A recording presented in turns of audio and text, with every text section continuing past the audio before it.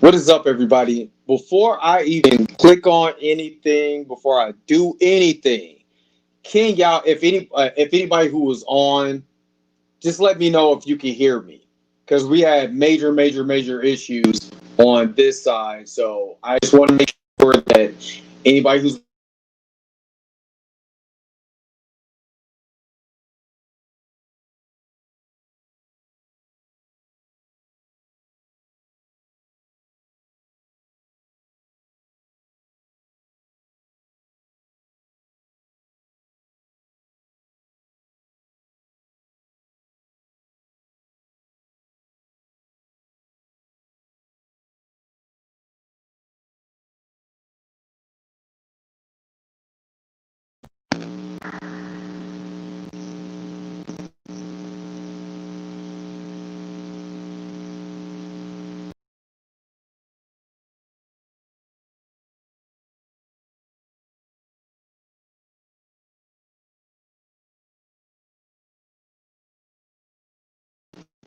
all right, let me know if you guys can hear me.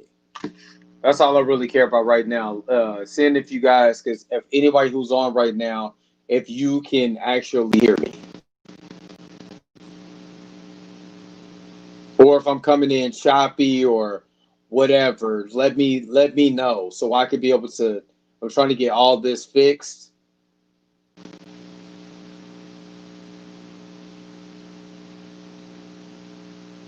So if I'm coming in choppy, if you can hear me, just let me know.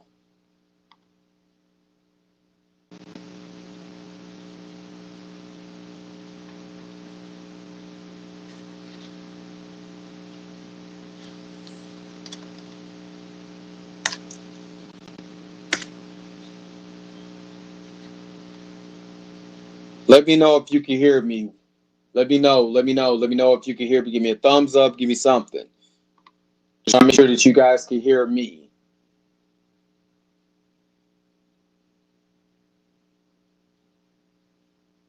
Oh.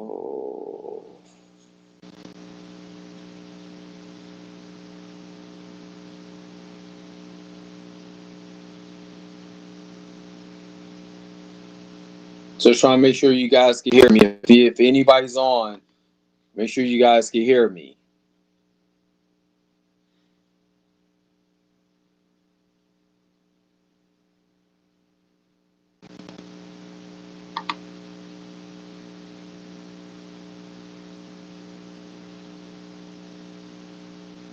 Testing one two one two. Can you hear me? Can you hear me? If anybody's on, okay. Make sure you guys can hear me. Okay, I can hear myself through that.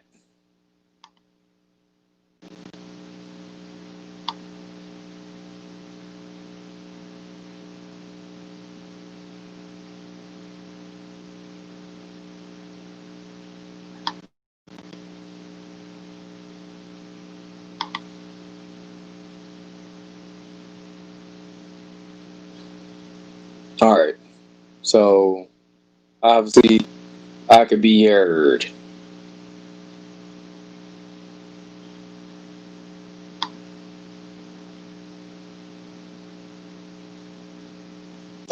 All right. Let me try to get E-Man from E-Man's movie review back in. Hopefully, this thing can fix itself. Again, this is the only thing about doing everything yourself and being independent. You're gonna have to take your bumps, your lumps in the road, man, but it's all worth it. You know what I mean? It's all worth it. So we try to get my guests back on. Like I said, hopefully we get all this we'll get this part fixed.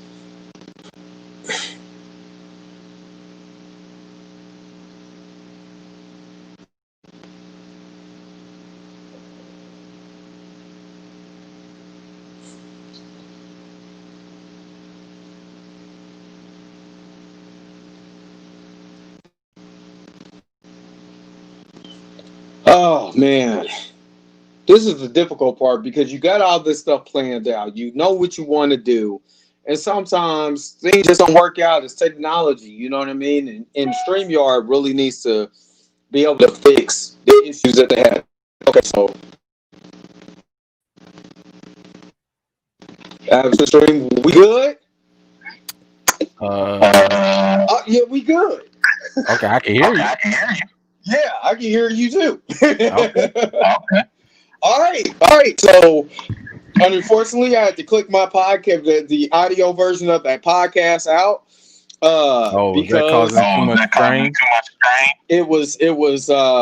had to play songs and the app that I use, which is Speaker Radio, doesn't like you to play so many songs because then they think you're running a radio show and it's supposed to be a podcasting app, and then they flag your account. So I didn't want to do all of that. So I had to kind of cut that out just for a second. So, but yeah, we're. Maybe it's my phone, maybe it's the app. I think it's more of the app because I've been having issues with the app.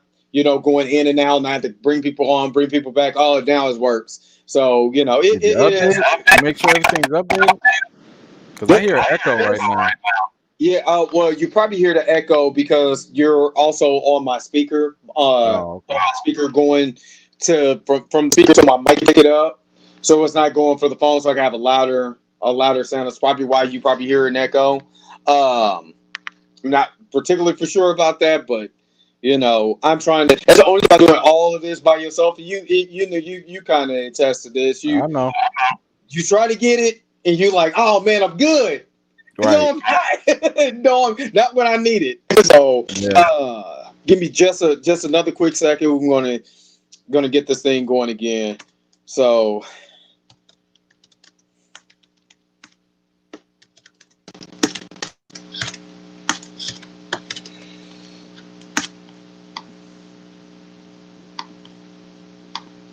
People don't know the pains about being an entrepreneur. It's funny you say that because I was doing like, man, hold on one second.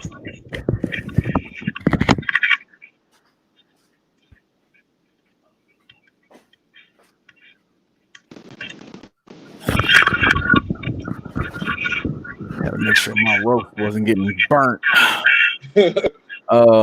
No, it's funny you say that because, when I was doing all my my videos for Lovecraft, them things took me just for editing, it took me 10 to 12 hours.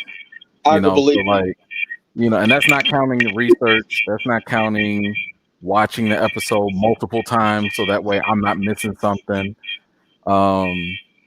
But it's just funny because even when you put in all that time and you editing seconds at a time for an hour and a half clip to shrink it down to 30 minutes, that took you 12 hours, right? Mm-hmm. And you export everything and you think you got everything good and you upload it to YouTube because that takes another 20 minutes, 30 minutes. Oh, and God. Then as you watching the finished product, you done messed up a line here, an image didn't work here, some video error happened there. So now you got to go back and do the whole thing over again, which is another hour to process, then another 20 minutes to upload. And by the time you sitting here trying to upload at 9 o'clock, just to make it on time, it's 11. And people are already oh, here we go on CP time. I'm y'all don't even understand. I woke up at 8 o'clock in the morning to start working. Me and my brother was working on the funniest, the best cartoons of all time through our Legendary Nerds podcast that we was doing. So we did the video.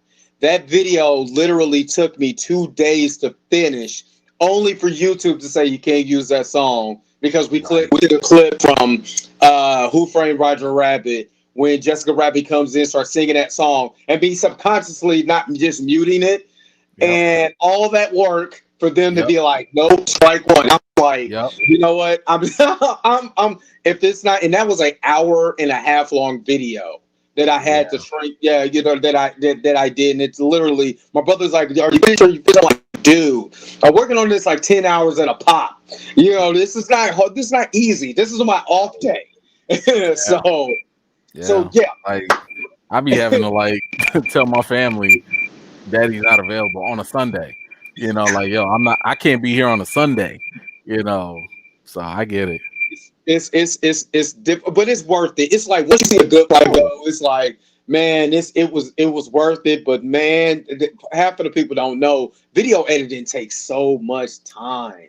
yes, it It does. takes so much time. I did not know it took so much time until I started doing the Legend of the Petty Nerf videos. And I was like, dude, I cannot do this and pick the music. And I'm doing my own music for the tracks so I don't get flagged. So I'm turning around being a producer here, being an engineer, and then turning around and being. Oh, I was like, dude, I have to. We have to do like 10-minute videos. I can't do this anymore. So let's go ahead and get the audio version started. I think we're good now before something weird happens. So my man Stephen James is in here. What's going on? And I'm gonna shout out a couple of podcasts, man, that support my channel, and I got to support theirs. So give me just a second. I'm about to get this thing cracking. Yeah. One more time. We started podcast right now. This is the Dre Mack Show. Now, without further ado, here is your host, Dre Mack.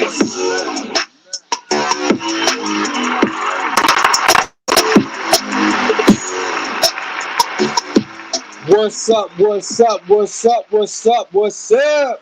What's going on, everybody? This again another episode of the Dre Mack Podcast. Yo, found the audio issues together, live for Speaker Radio, live through StreamYard. With my man Emmanuel Noisette from E-Man's Movie Reviews. What is going on, my brother? What's going on, bro? And we finally got the audio issues together, so none of this. The devil is a lie. See, I was watching that episode of Lovecraft Country, and that song was playing when they was making that circle. I'm like, yep, it started hitting me in the part. So today we're going to be talking about Lovecraft Country. If you have not seen Lovecraft Country, do not tune in. We're going to have some spoilers. I'm on episode 6.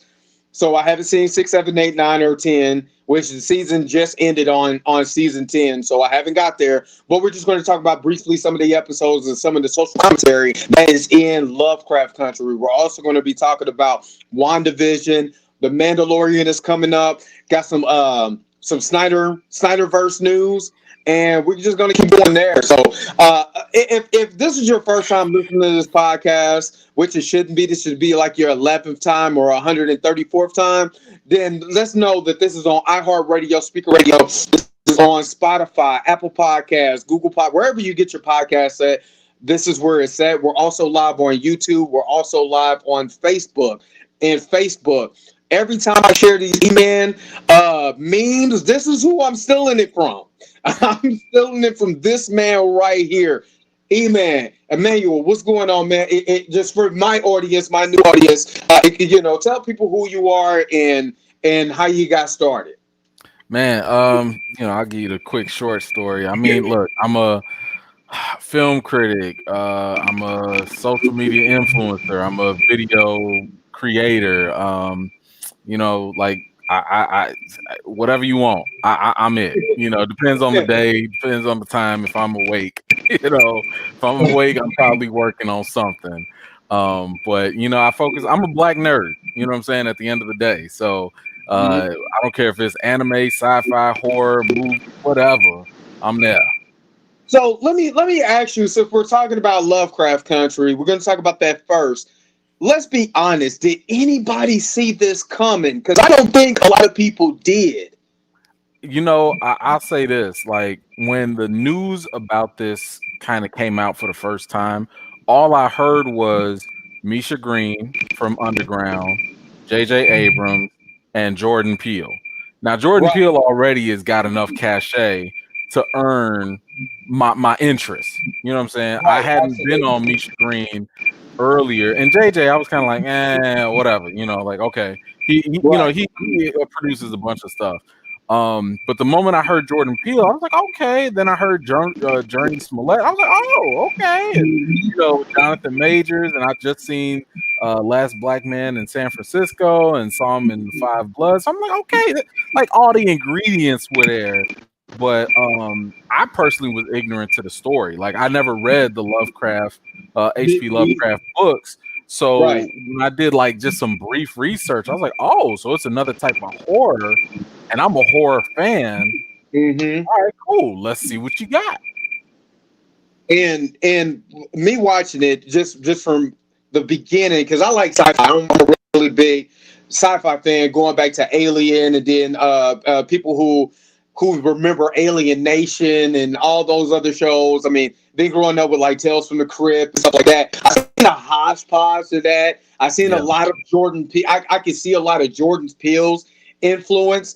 What episode did you watch and be like, I can see where Jordan put his stamp on this? Two. Episode 2, right when you saw them in the Braithwaite's house with all the Right. rich white folks watching them. I was like, oh, this is Get Out. Right. The auction scene. That's it right there. Yes. And then of course there was also episode 5, I want to say, and a little bit of episode 3, basically with similar concepts in Get Out, just about the infatuation with white people and black bodies. Not to give too much away, but like that infatuation that was highlighted in Get Out, I saw that in episode 3 and 5 of Lovecraft. So yeah, but even then, like you see elements from each of these producers, because this is, first of all, and I want to give credit to her, this is all Misha Green. You know what I'm saying? Like, so she's the writer of this. She's writing, directing. This is her. It's just that, yes, you do still see these other influences in there.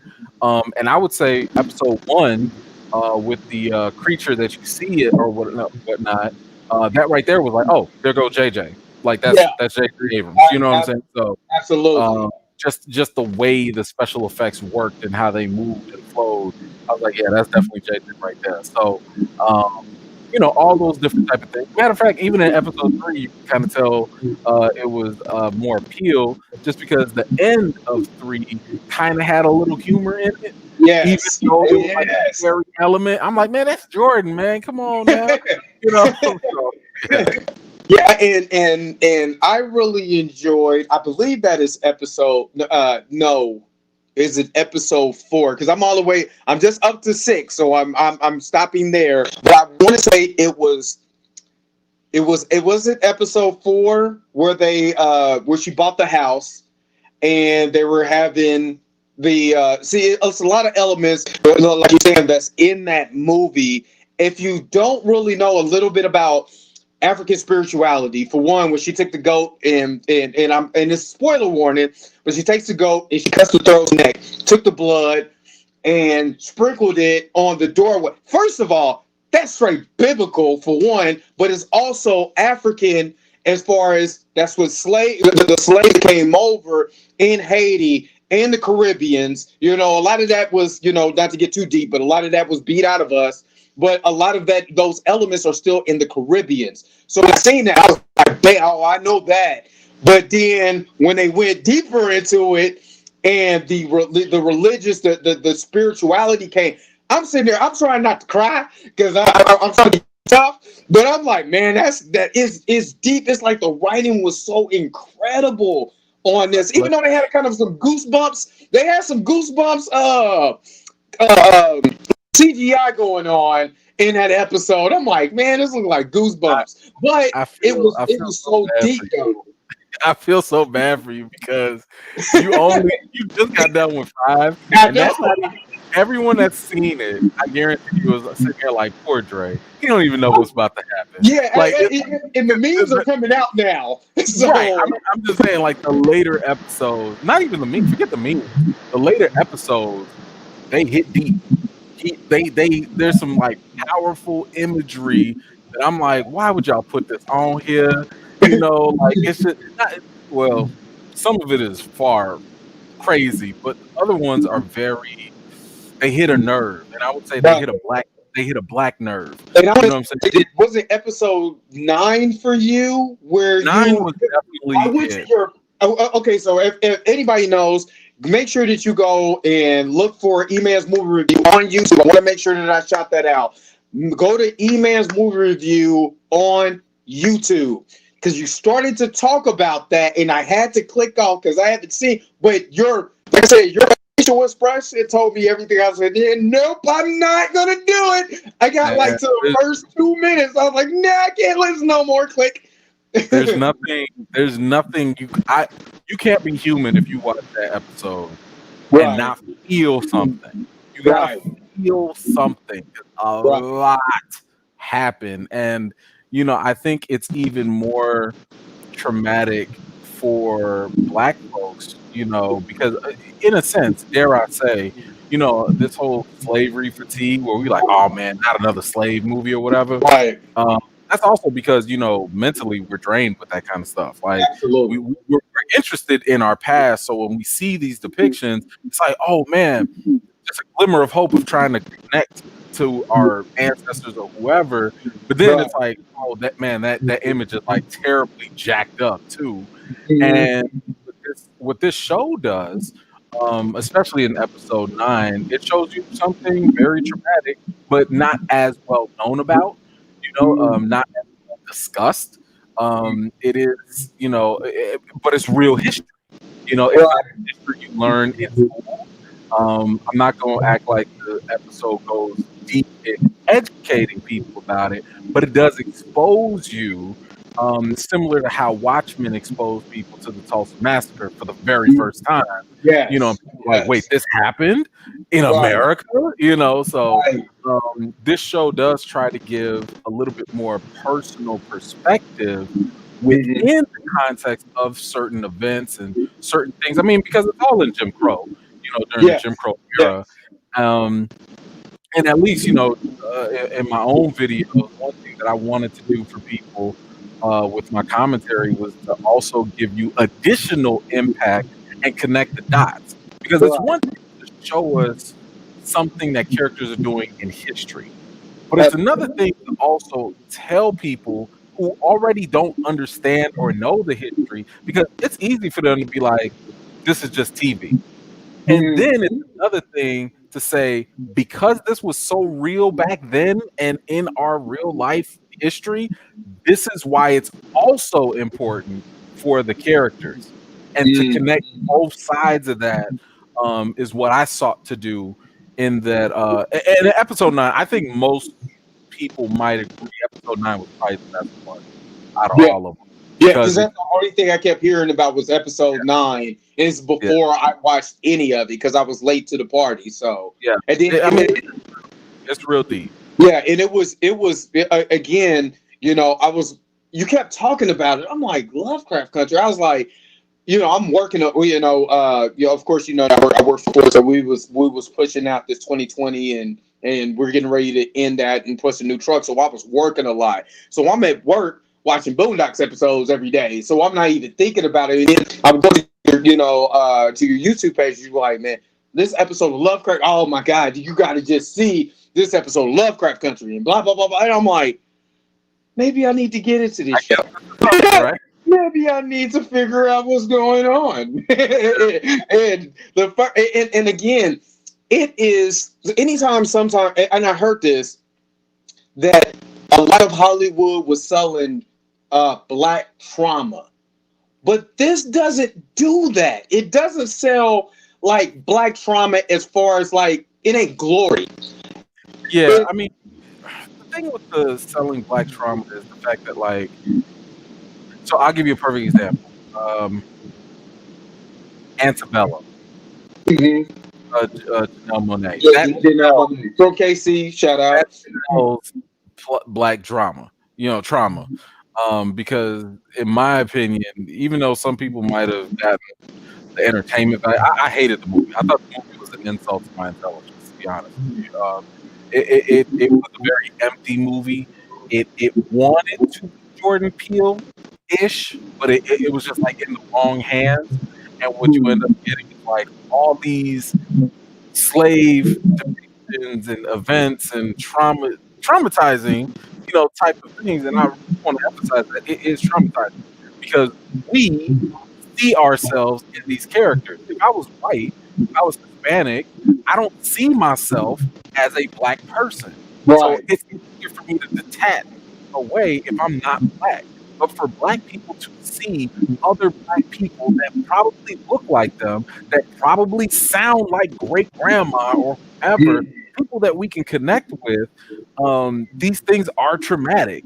It is a problem. So the thing that I think Lovecraft Country does a little bit better, because it does have some issues, is that even though we're exposed to some of this trauma, it's not for it's not for nothing. You know what I'm saying? Like you're not just doing it just to do it for shock Right. value.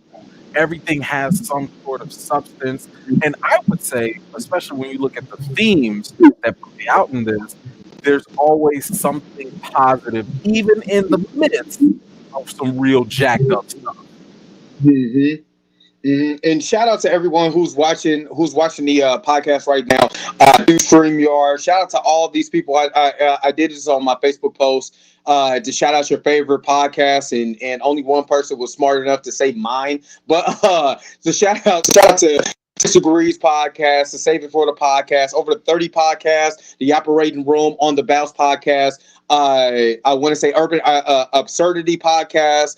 And Dominic McKinney's podcast, First Amendment podcast. So shout out to all those podcasts. Shout out to a lot of other podcasts that's doing their thing. I just wanted to make sure that I shout you out. You are listening to the Drake Mac Podcast Show, the E-Man's Movie Review. We're talking about, again, Lovecraft Country. Just who was your MVP of this show? Because there's so many different characters, so many. Again, I'm only on episode 6. So Yeah, episode 5, I was like, you. yeah, episode 5, I was like, wow, I'm glad that happened because I was just glad that character finally got some happiness, but it was a lot of people that you can look at and say, this character, that character. Who was the MVP for you? So for the entire series, and I think this is it becomes pretty evident, especially when you see the ending. The MVP is or are black women. It's always black women throughout. And even if you force me to pick a couple, I would say the ancestors. You know what I'm saying? Like the ancestors are the MVP. Because without the ancestors, there wouldn't be a show. The characters wouldn't have a future without the ancestors. And I mean that, metaphorically and literally. You know what I'm saying? So it's all black women because you haven't gotten there yet. But like every episode, you're going to see a different black woman shine in a different way.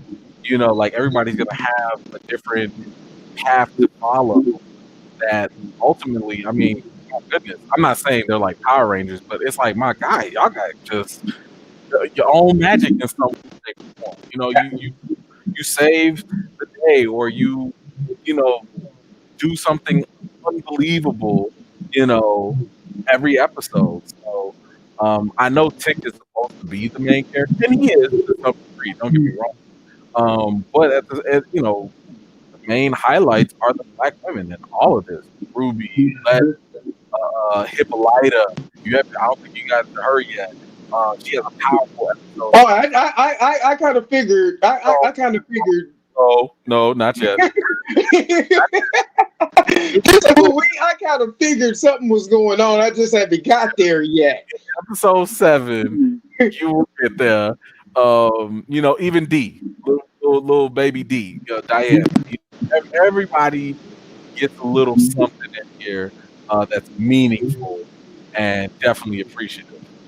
Yes, and for me so far, I want to say, and again, I'm only going towards episode 6. I haven't got anywhere. I haven't watched episode 6. I'm just at episode 6. But Drake Smollett is I just love the character arc of her, the way that she kind of like took control in certain situations when she needed to, but was also could tune it back and be kind of vulnerable at certain aspects too. I believe her character. I mean, again, like Jonathan Majors is awesome, and I'm starting to see that Kane Tucker. Like, I'm starting to see it more, which I'm gonna get to that too when we start talking about WandaVision. But I can see why Marvel was like, let me get him. Because even after the Chadwick Boseman situation, I was like, if they were to do something, I would love Jonathan Majors to be a Black Panther for maybe an alternate universe if they were going to go that route or something like that. But when he was announced Kane the Conqueror, and me knowing Marvel Comics, I'm like, and then watching this, I first was introduced him into the Five Bloods, and the Five Bloods was awesome. But the development of his character and his emotions and different things like that, I'm like, I can see why more. Yeah, he got he's golded right now. I mean, this was really good, but Journey Smollett, she was just incredible for me in this. Like I said, I'm just halfway there, but her character is just so dynamic to me, So I've been really enjoying her. Attic, like I said, Attic, I understand. I understand, and it's not just because I'm a Black man or whatever. A little bit portion of his story, I can see it myself, growing up and stuff like that. And I was like, I can understand that his the uncle, that whole dynamic, with that, and then with his dad and all the struggles with his dad. This is just I give Misha Green so much props for writing this, because this has a lot of different elements. And like I said, it took me by surprise. I thought it was good. I honestly thought it was like a science fiction show, supernatural, and I was totally blown away, which we're getting ready to get into being blown, talking about The Boys season 2. Talking about that real quick, because I don't want to get too much away for Lovecraft Country. I want you guys to go out and see it. I want you to make sure that after you see it, what you need to do is go back to E-Man's movie reviews, go back and watch his commentary on the particular episode. See if you agree, disagree, but I'm telling you, it's going to put everything in perspective when you're watching E-Man's movie review. So shout out to that. I had to give you a round of applause for that one. Now, if you haven't seen The Boys season 2, I don't know what rock you're living under, but you gotta see this. The Boys season 2. What was the most surprising thing about The Boys season 2 for you? There's so much in this. I mean, season one started off just from the first 10 minutes, like, oh my God. So it got me called. It's great. It's a great show though. So really great show. But what was the most surprising thing for you in this particular episode? I mean, this particular season. It had to be the trial. Yes. Amongst other things. I mean, there's a ton of things that were going on that was like, what? What? But yeah, it had to have been the trial. Like that was mind blowing. Literally. Yeah, it was like I didn't see that coming. I mean, we had it happen in the second or third episode, but he was just like, okay, whatever. It's just whatever, But at this point, I was just like, what is going on? There's so much blood.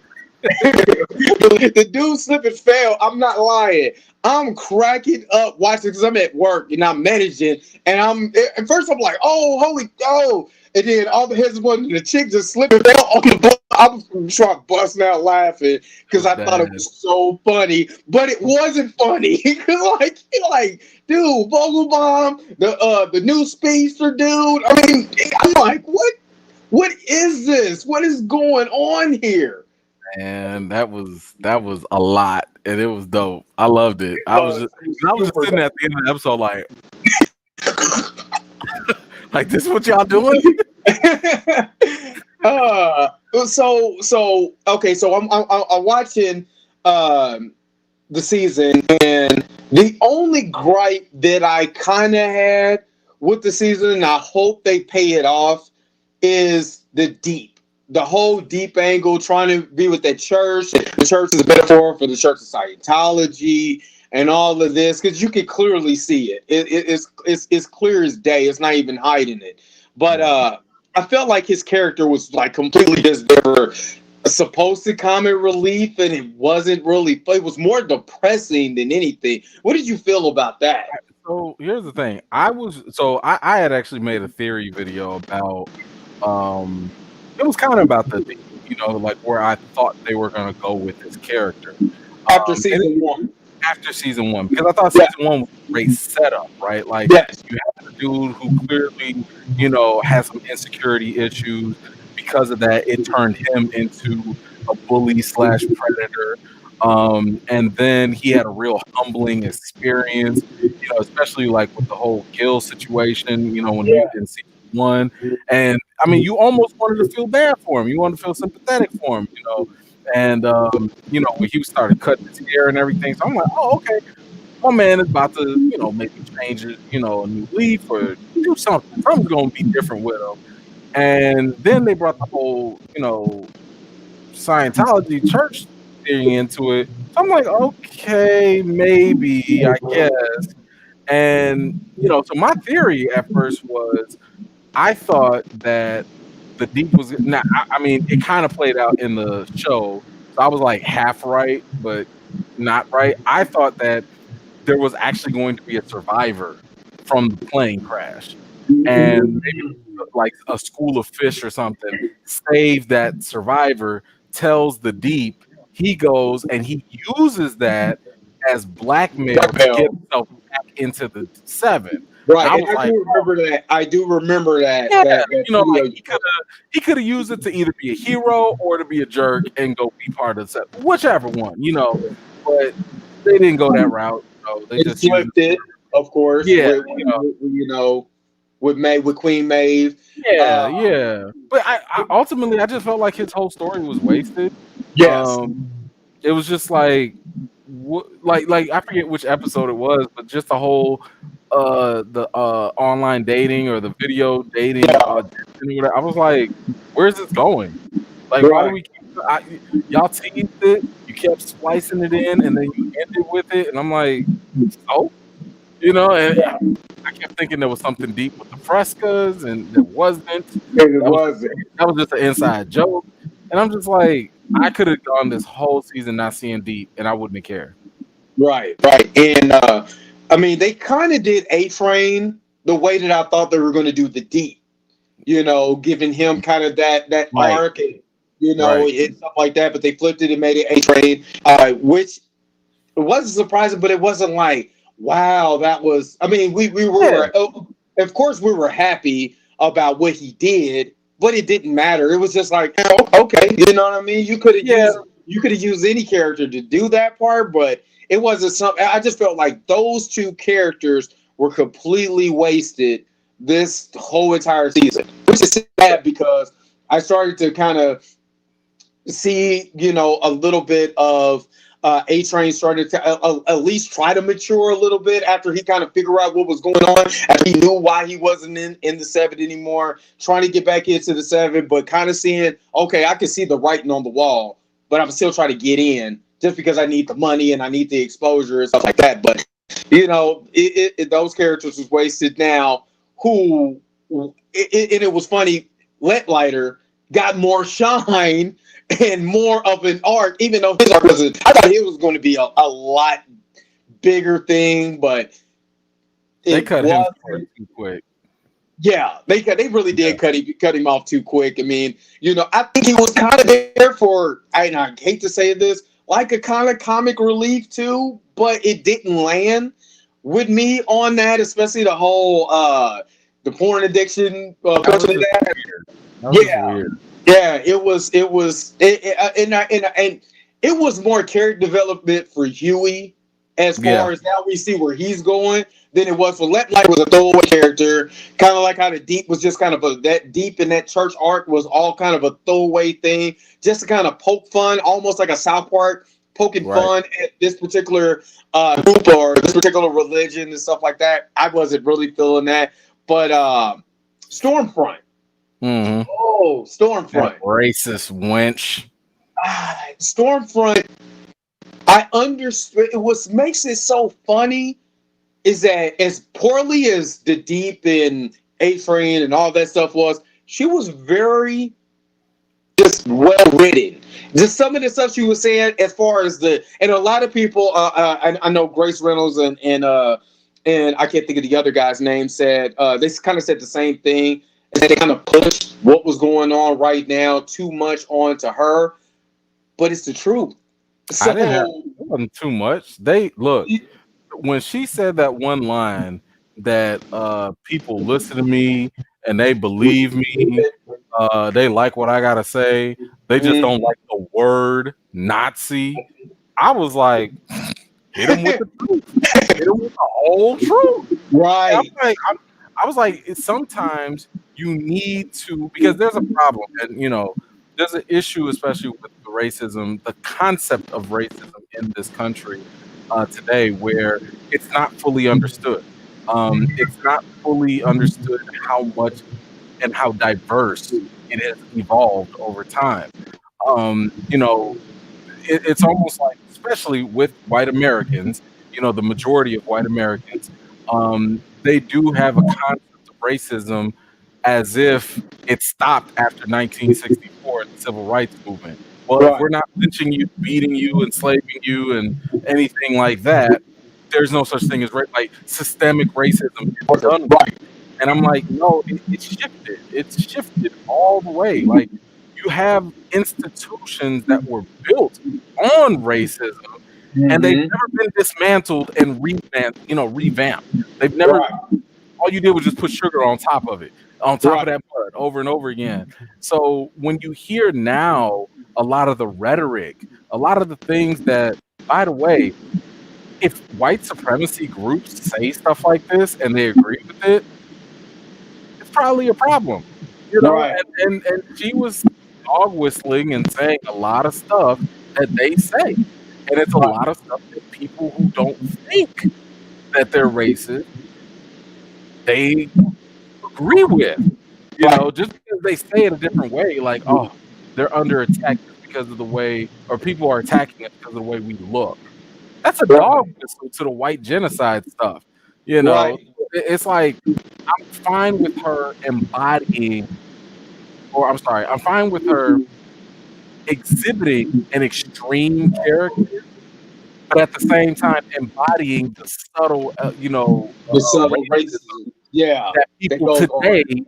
exhibit but don't realize is actually racist. So you're taking Right, two different levels of it and putting it in one person and kind of saying like, you think you don't like me, but you actually are more like me than you realize, right, you right. know. And she said a lot of that commentary just throughout the particular the growth of the season. She started off and it was social media and she Yeah. got the social media portion behind her, in which that's what a lot of people need to understand. It's the easiest way to get people to listen to you is through social media. So she got the Yep. social media part going. Then she flipped it. She got the most powerfulest person in the world on her side, and now she could be able to come out with that rhetoric and hey, I'm with him still. This is what's going on. And when she said that to Ryan, they're like for their skin. It's called white genocide. And the ultimate payoff after that, I was like, that's what you get. That's what you get. See, this is why I really like The Boys. Because she said that. Literally 5 minutes later, she getting the holy hell stopped out of her. And Yeah. I'm cheering. I I again loved it. I was watching this at work, and I was working. Man, it was the payoff, and I think that's what makes The Boys a lot different superhero movie because they can kind of go through the extreme. I mean, it's never close to that. If you ever even look at a trade paperback of The Boys, it's worse. Oh, It's 100% worse. way worse than what Yeah. you're seeing on there. This is Disneyland compared to what's in that book, but it still holds a lot of the truth of that comic book, letting you see some things that you kind of subconsciously wouldn't think. I know they're saying they're going to do the Herogasm in season 3. They're gonna, and of course, it's not gonna be nowhere close to the comic because the comic is nasty, but it's real nasty. But they're gonna have their version of that. We see what Homelander was doing and at first when I'm like, man, maybe he's just going nuts, and yeah, he was going nuts. All right. Going nuts. Yeah. So I'm thinking like, are we going to see him change, finally become the Homelander from the comics, the homicide maniac?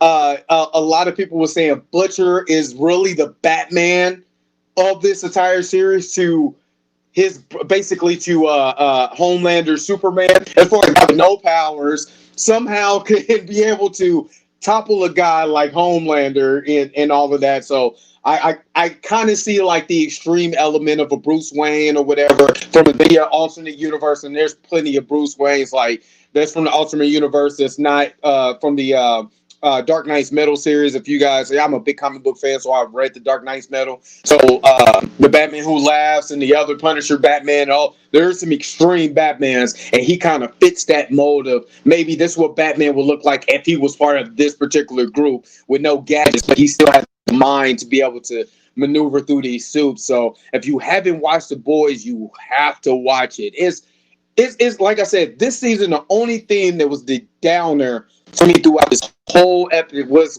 A-Train in the Deep. They could have threw that away, or they could have gave it to some lesser known character, that we really didn't care about, But that was the only downside to me on this on season 2 of the Boys. Other than that, it was phenomenal. And I haven't even talked about Miss Newman yet, because Victoria Newman, man. In that reveal, oh my God, I fell out my chair. I said, "What?" Yeah, I got a theory. I got a theory on her too, because I think she works for Mr. Edgar. Yeah, she works for Mr. Edgar. Yeah, it's no way, and it's they've been talking about this since season 1 about getting someone into office. And that's the perfect way to get someone in the office, is have them against your cause, but really for your cause, and the things we're dealing with in politics today. The Boys. That's a good diversion. You're not slick. So we got Mandalorian. The Mandalorian is coming October 30th. Will you be doing videos for the Mandalorian this season? You know what? Look, here's the thing. First of all, I will be watching the Mandalorian 110%. Matter of fact, I need to go back and rewatch it just for the fun of it. Right. As for covering it, I think what I will do is like I'll probably do reactions and stuff, because the one thing I don't like is the pressure that comes with covering Star Wars anything. Because if you don't get this planet right, you don't get this name right, you don't get everybody come in on you like you. Look, I'm saying, man, as a casual, I think I'm a casual Star Wars fan. Only because I don't read the comics and the novels. Everything else, cartoons, all the way caught up to date. Rebels, Clone Wars, everything. I watched all that. The movies, I watched every movie, But so like I know as much as they have put on screen. I have not watched.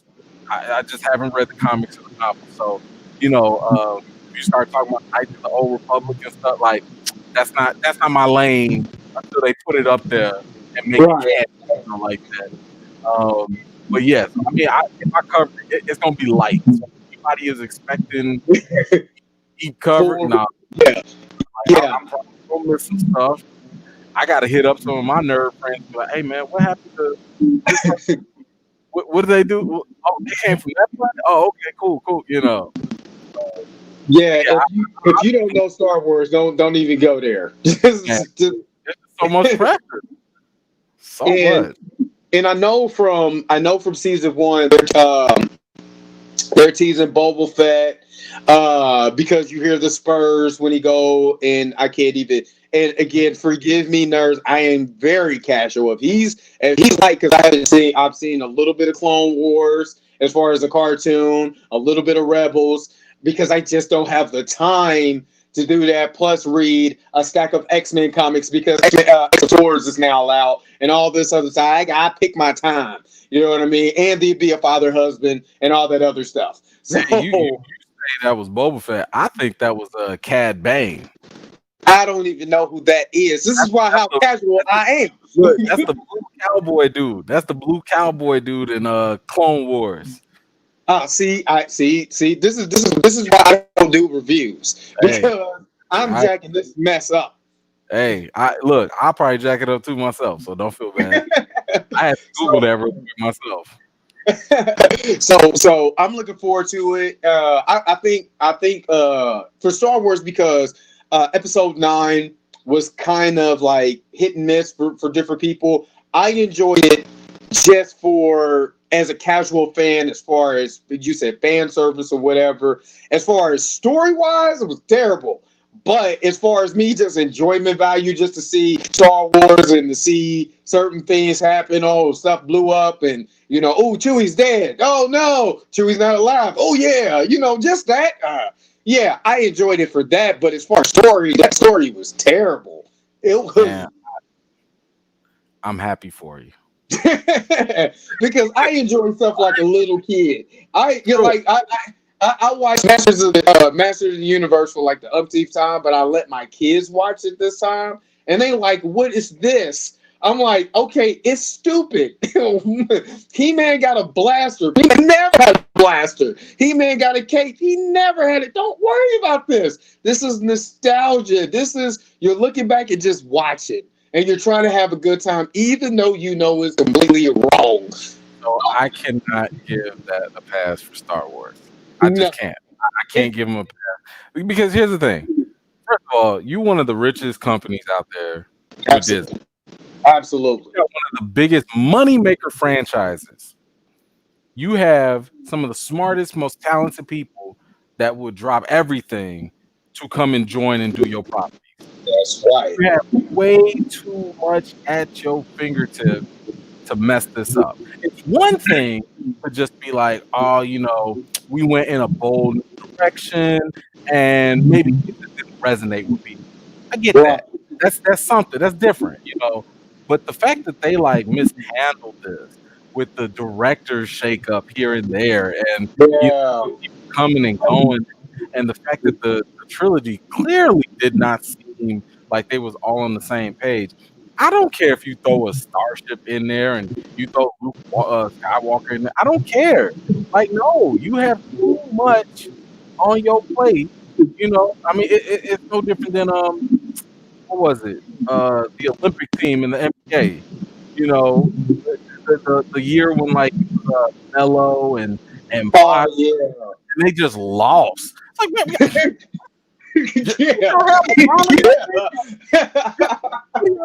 why do we need a redeem team to come after y'all? That's right. I forgot about the redeem. You already did that. I'm not going to ask this question, but was LeBron on the redeem team? I think he was. I want to say. That's all I got to say about that. I'm just like, when you have all these things at your fingertips, you can't. And here's the thing. Star Wars is you on episode 9. This is the most formulaic, franchise out there. It's a lot of stuff is already set in motion for you to do. You know what I'm saying? It's not like you guessing and checking and trying to figure stuff out along the way. So for me, it's like when you have high expectations, high potential, and the means to actually get it done, and you drop the ball, I'm not going to give you a pass just because you blew stuff up and you had some shiny lightsaber. I can't do that. If you was in the studio doing it, if you was some other story coming out the gate and this was your first time, fine. That's fine. But with this type of lineage, this heritage, this cachet that y'all been building up since the 1979, nah. You can't drop that. So what would you rather watch? Let me ask you this. What would you rather watch? Episode 1 or episode 9? One of the prequel? The prequel, episode 1 with Jar Jar Binks. I went back before I watched episode Episode 8. This is when Disney Plus first came out. I went back because I'd never seen the prequels. So I seen episode 1, and I could not finish it the first 3 times that I watched it because it was so bad. I don't care what no one says. That's bad. I probably watched 9 first, but like what? But it's like it's apples Really, to apples. it's only because like for me, it's oh gosh. I mean, episode 1 was so depressing for me just because it was like so unfulfilling. Like I watched it more so for research purposes. Like I wanted to, just because they actually did go into midichlorians, they actually did talk about the councils, they talked about politics and stuff. I went into watching for stuff like that for reference purposes, but not for and because I think the pod racing scene, I was like, man, just stop. I fast forwarded this thing like it's like this. What? This is what we doing? So Darth Maul, I'm down with Darth Maul anytime. That was like the one redeeming thing about it. But yeah, and if it was too short compared to that movie. The length of that movie and the Dark Maul and all of that was like just here, but the rest of it was I can't watch that now. When I watched 2 and then 3, I was like oh snap, and then of course I've loved the Star Wars trilogies after that, of course, but the prequels and then episode 7, no, I'm sorry, episode 7 started off very well and started to go downhill from there. So I mean, 7 was cool just because it was like a rehash of like A New Hope, or episode 4.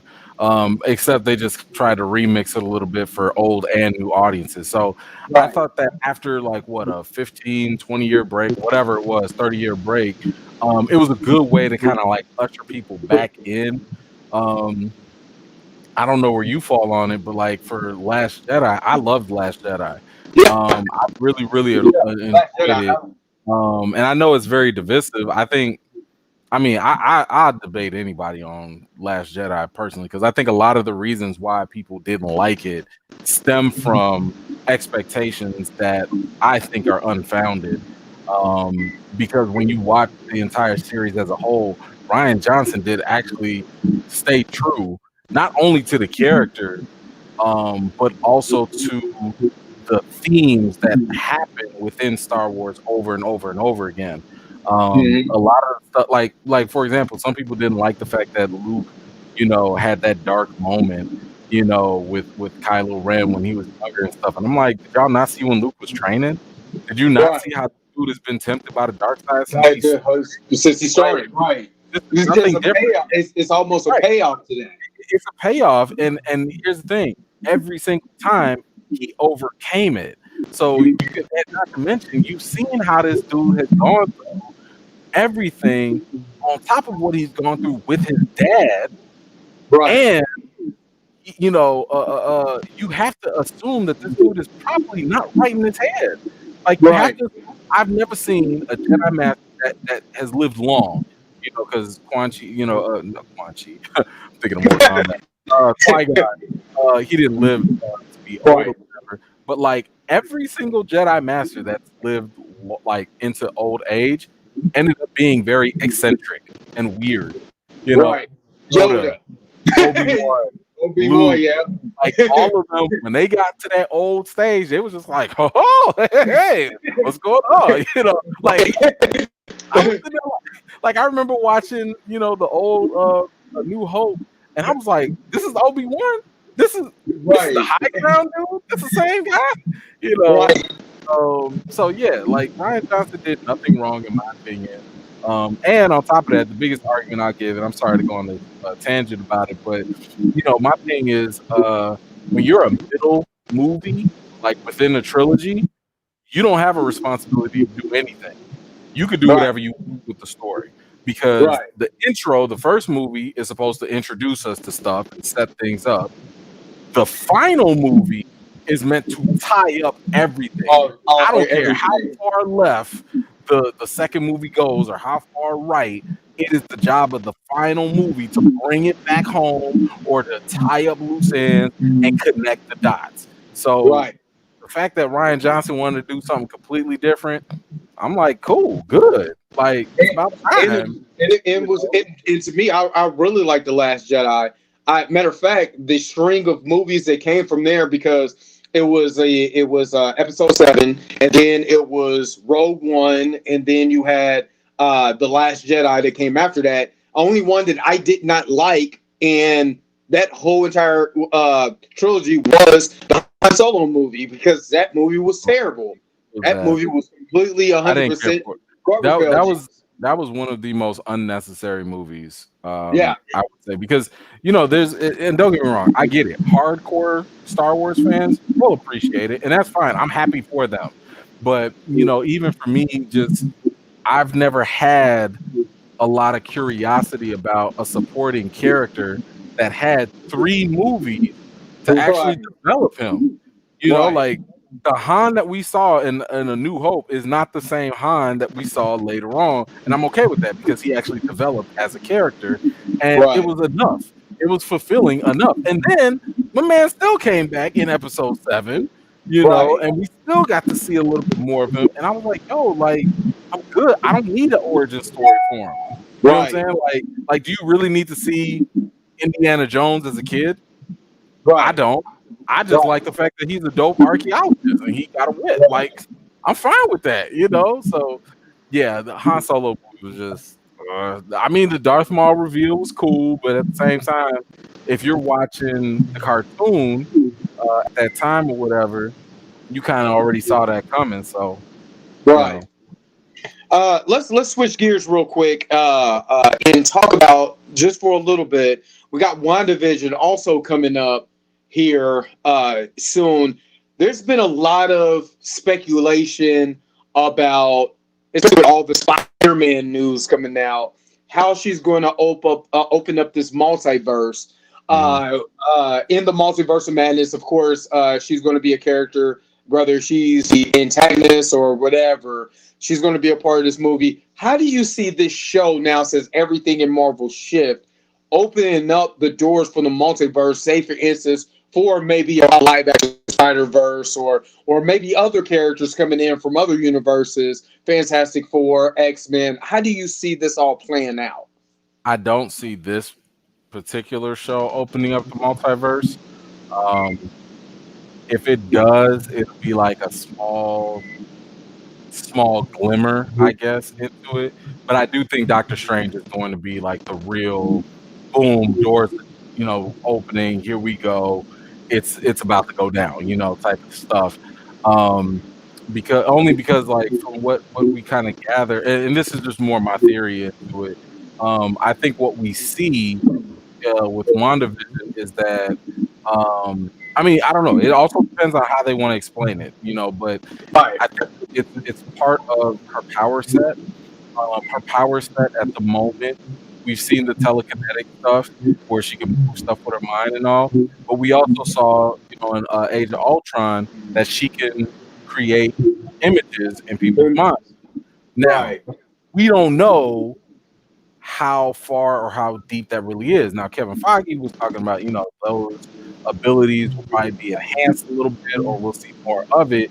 So, for all we know, maybe she's opening the portals to potential different dimensions or something. And again, we don't know how they're gonna explain it, but um, the way I'm interpreting, at least what I'm seeing from the trailers, I think that whatever we saw her do in Age of Ultron to other people, I think she's gonna do it to herself.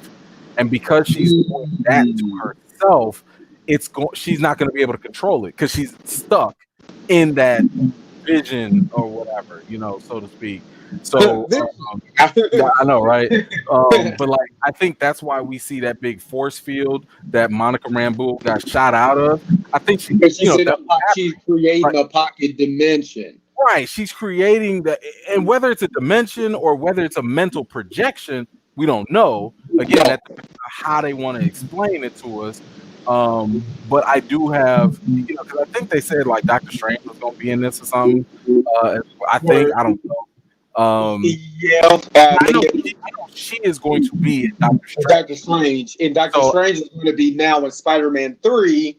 right. So it wouldn't So surprise me if Doctor Strange found a way into WandaVision. Like it wouldn't surprise me if they did right, that right, just to tie it because all in. they haven't been talking about Doctor Strange in WandaVision just yet. Right. Maybe because of course this is all about ratings. When you Sure. find out, oh, Doctor Strange just walked through here, and then boom, this happened. And like say it's episode 6 of 7, you be like, Yeah. oh snap! Now I really got to watch it Well, because yeah. Doctor I Strange mean, is here. the main thing for everybody is like, you should be watching, especially if you're a fan of the movies, because the tremendous thing that happened was with Disney Plus is that Kevin Feige is now over Marvel TV. Over That's why everything. you see no more Daredevil, Netflix shows, and Right, stuff like that. That's why Agents of Shield had to go. All those things were under a whole different Marvel TV division, and right, through they were ABC. like Right, loosely connected to the right, MCU, but not officially. There was like right. the baby daddy kids from another mother. So it was kind of like, yeah, we sisters, siblings, kind of, sort of, maybe, whatever. So, but now everything that happens in the show is going to have a direct one-to-one relationship with Reconnect. the Right. movies. So it is going to be maybe kind of difficult to just be like, oh, I'm just going to watch the movies, but I won't watch the show because you might miss some things. So, Right. um, from a business standpoint, that's dope. Like that, keep people invested. Absolutely. Yeah. And with all this talk on the Snyderverse and them opening up the multiverse, I seen Kevin Feige kind of like what he did with Batman v Superman and Captain America: Civil War.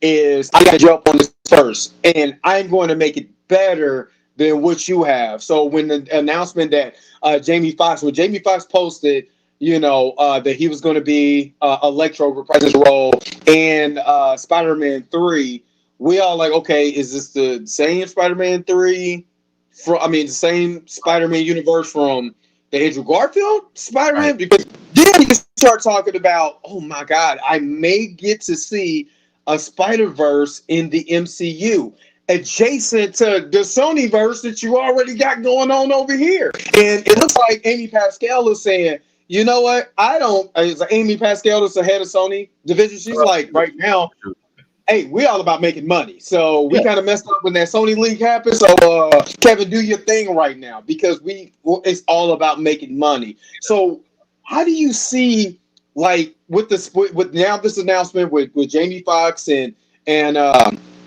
you're talking about Miles Morales is now supposed to be introduced to Spider-Man 3 as maybe a teenager or adult because we did have the time jump, and I kept forgetting about that when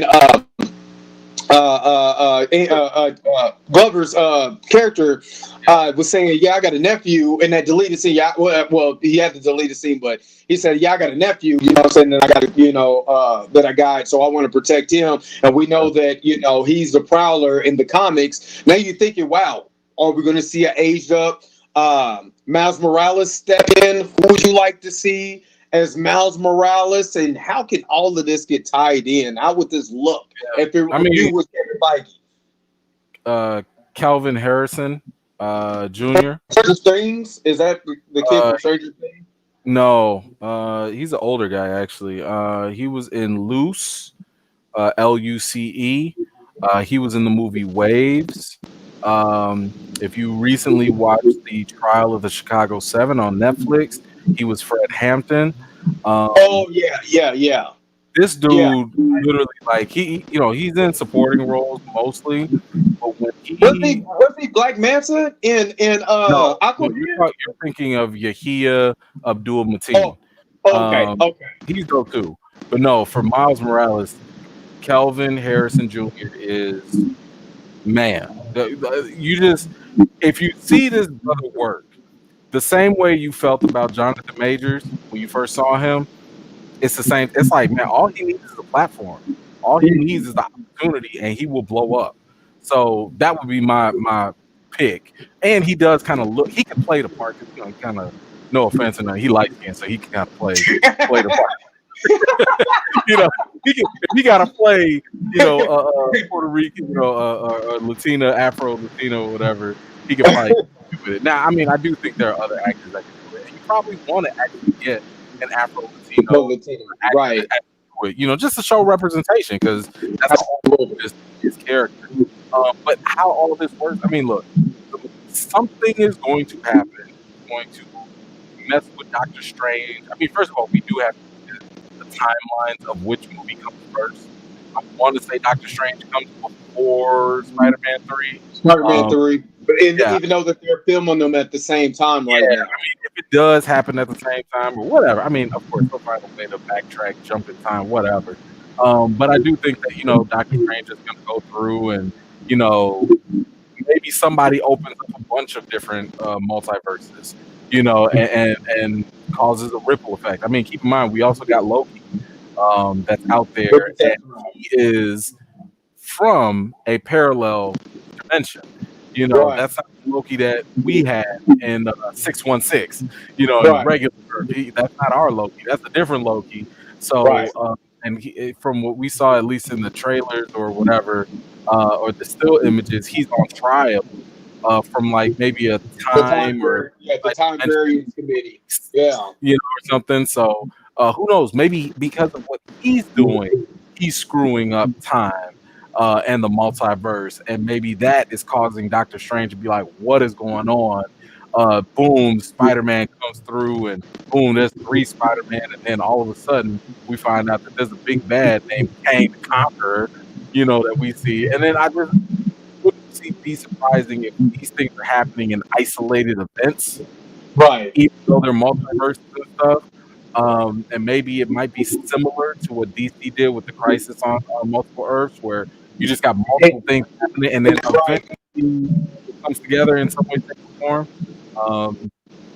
I mean, both comics have done this. Both comics have dealt with multiverse issues, and I've always said that I don't care if it's Marvel or DC. That's always going to be the ultimate trump card to fix stuff. And it's a perfect opportunity to, I would say, make the fans happy, because the fact that we see Mahershala Ali coming in to be Blade. Right. If this was all, if the Netflix stuff was all the MCU, if it was proper MCU, you wouldn't be able to do that. But now, because of multiverse, because of all this other stuff, they might be like, "Oh yeah, that universe with Daredevil in it, that was real." It's just another universe. So that way they can bring in those non-canon stuff and say that they're canon, but still separate. It's just an easy way to kind of fix it, And I would say it'd be a dope way to actually bring back the fan favorites, bring back old dude that was playing Punisher, bring back Charlie Cox and let him be Daredevil in the MCU, because everyone's like, "Yo, we want him." Like he did his thing, He was Daredevil.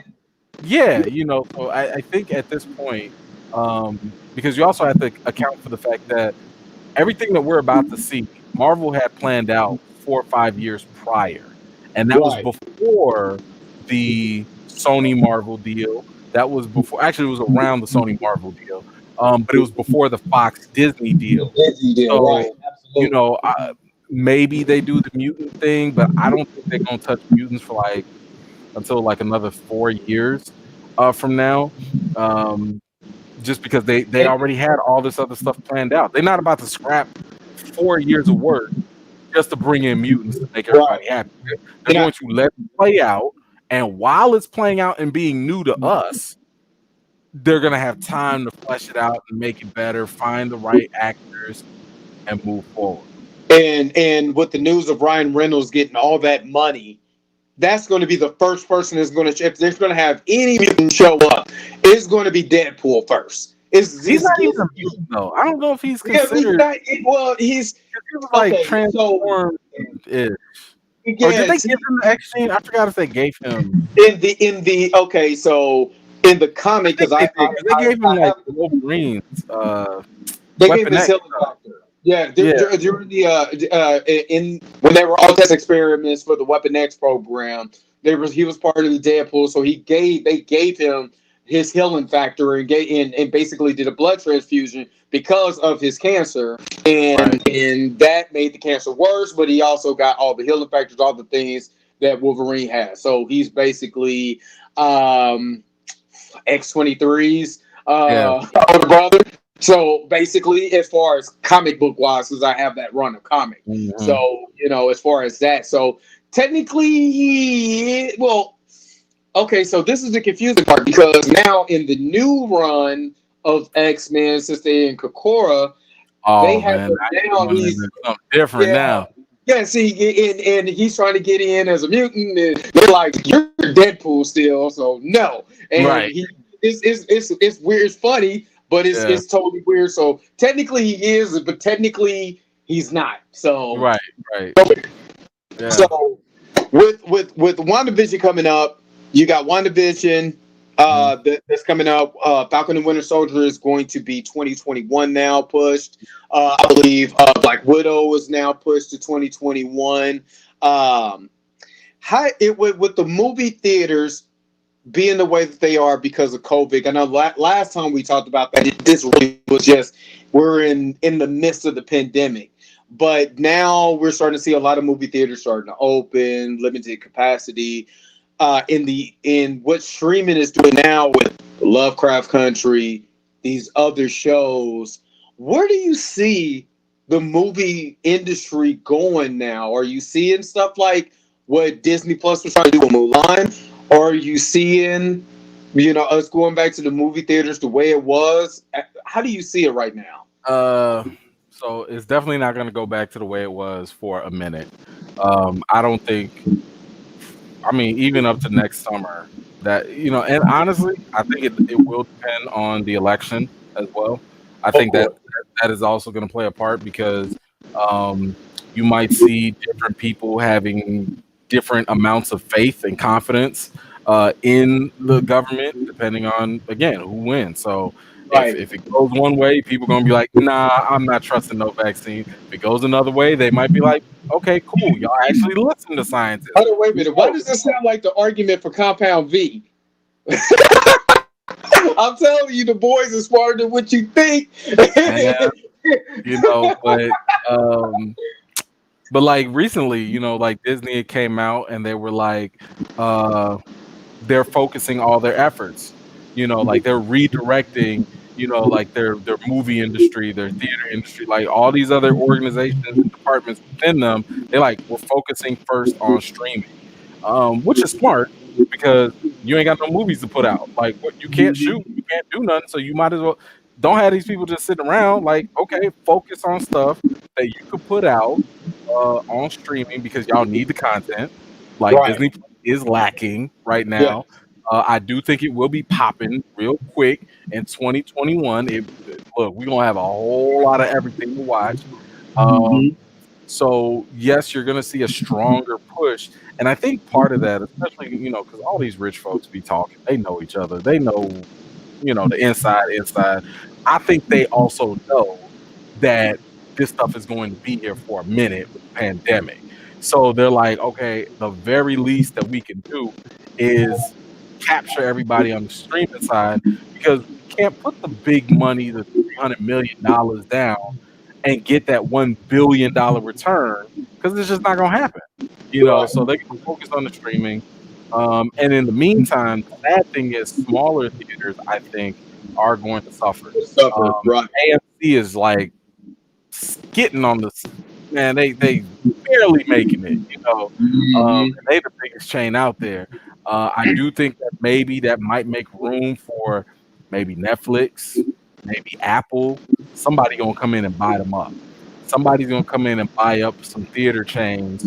I think Netflix will probably be the best one to do it if they got because they blow money like it's not nobody's business. If I'm not mistaken, didn't Disney right now just invested buying in into movie theaters? If it's Maybe I don't. I I can't think I confirm. saw I think I saw something about them trying to buy movie theaters. I don't know if it was Cinemark or who it was, but They might. I mean, I mean, honestly, smart It, on it, their it, end. it wouldn't be a bad investment because, you know, there is that symbiotic relationship that the studios and the theaters share.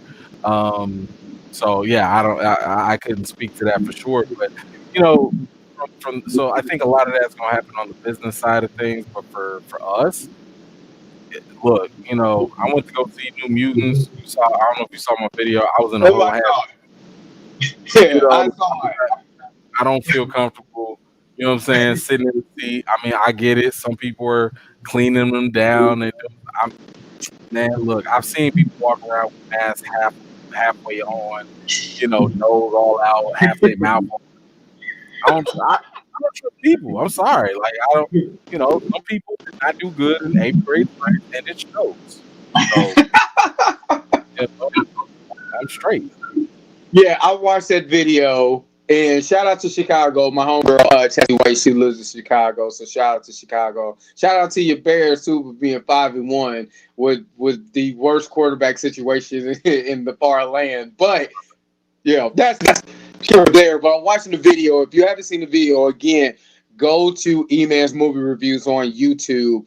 Watch the video. The man got a whole hazmat suit on that he puts on in the car before he goes into the theater to watch that movie. That he was okay. I'm gonna just say this about New Mutants. It would have been better if he suffocated in that hazmat suit instead of watching that movie because it was just that horrible. Ooh, But that was, anyway. mm. But anyway, let's dig out. I'm not gonna harp on that because it was a good try. So I think it went to Disney Plus or If it to came Hulu. out, if it had came out 20 years ago, it would have been fine. It would have been cool. Yeah, so that's an indictment because 20 years ago, Wolverine claws was like something off of Terminator 2 That's what I'm Judgment saying. That's what I'm Day. saying. So, Like yeah. Fantastic Four, was coming out. So that's what I'm saying. Like if we had gotten this back then, we'd been like, "Yo, you check out that New Mutants," But nah. Yeah. So make sure you guys are checking out E-Man's movie reviews. He got reviews, movies, commentary, all that particular stuff. Watch his interviews also because he's again, it's the African.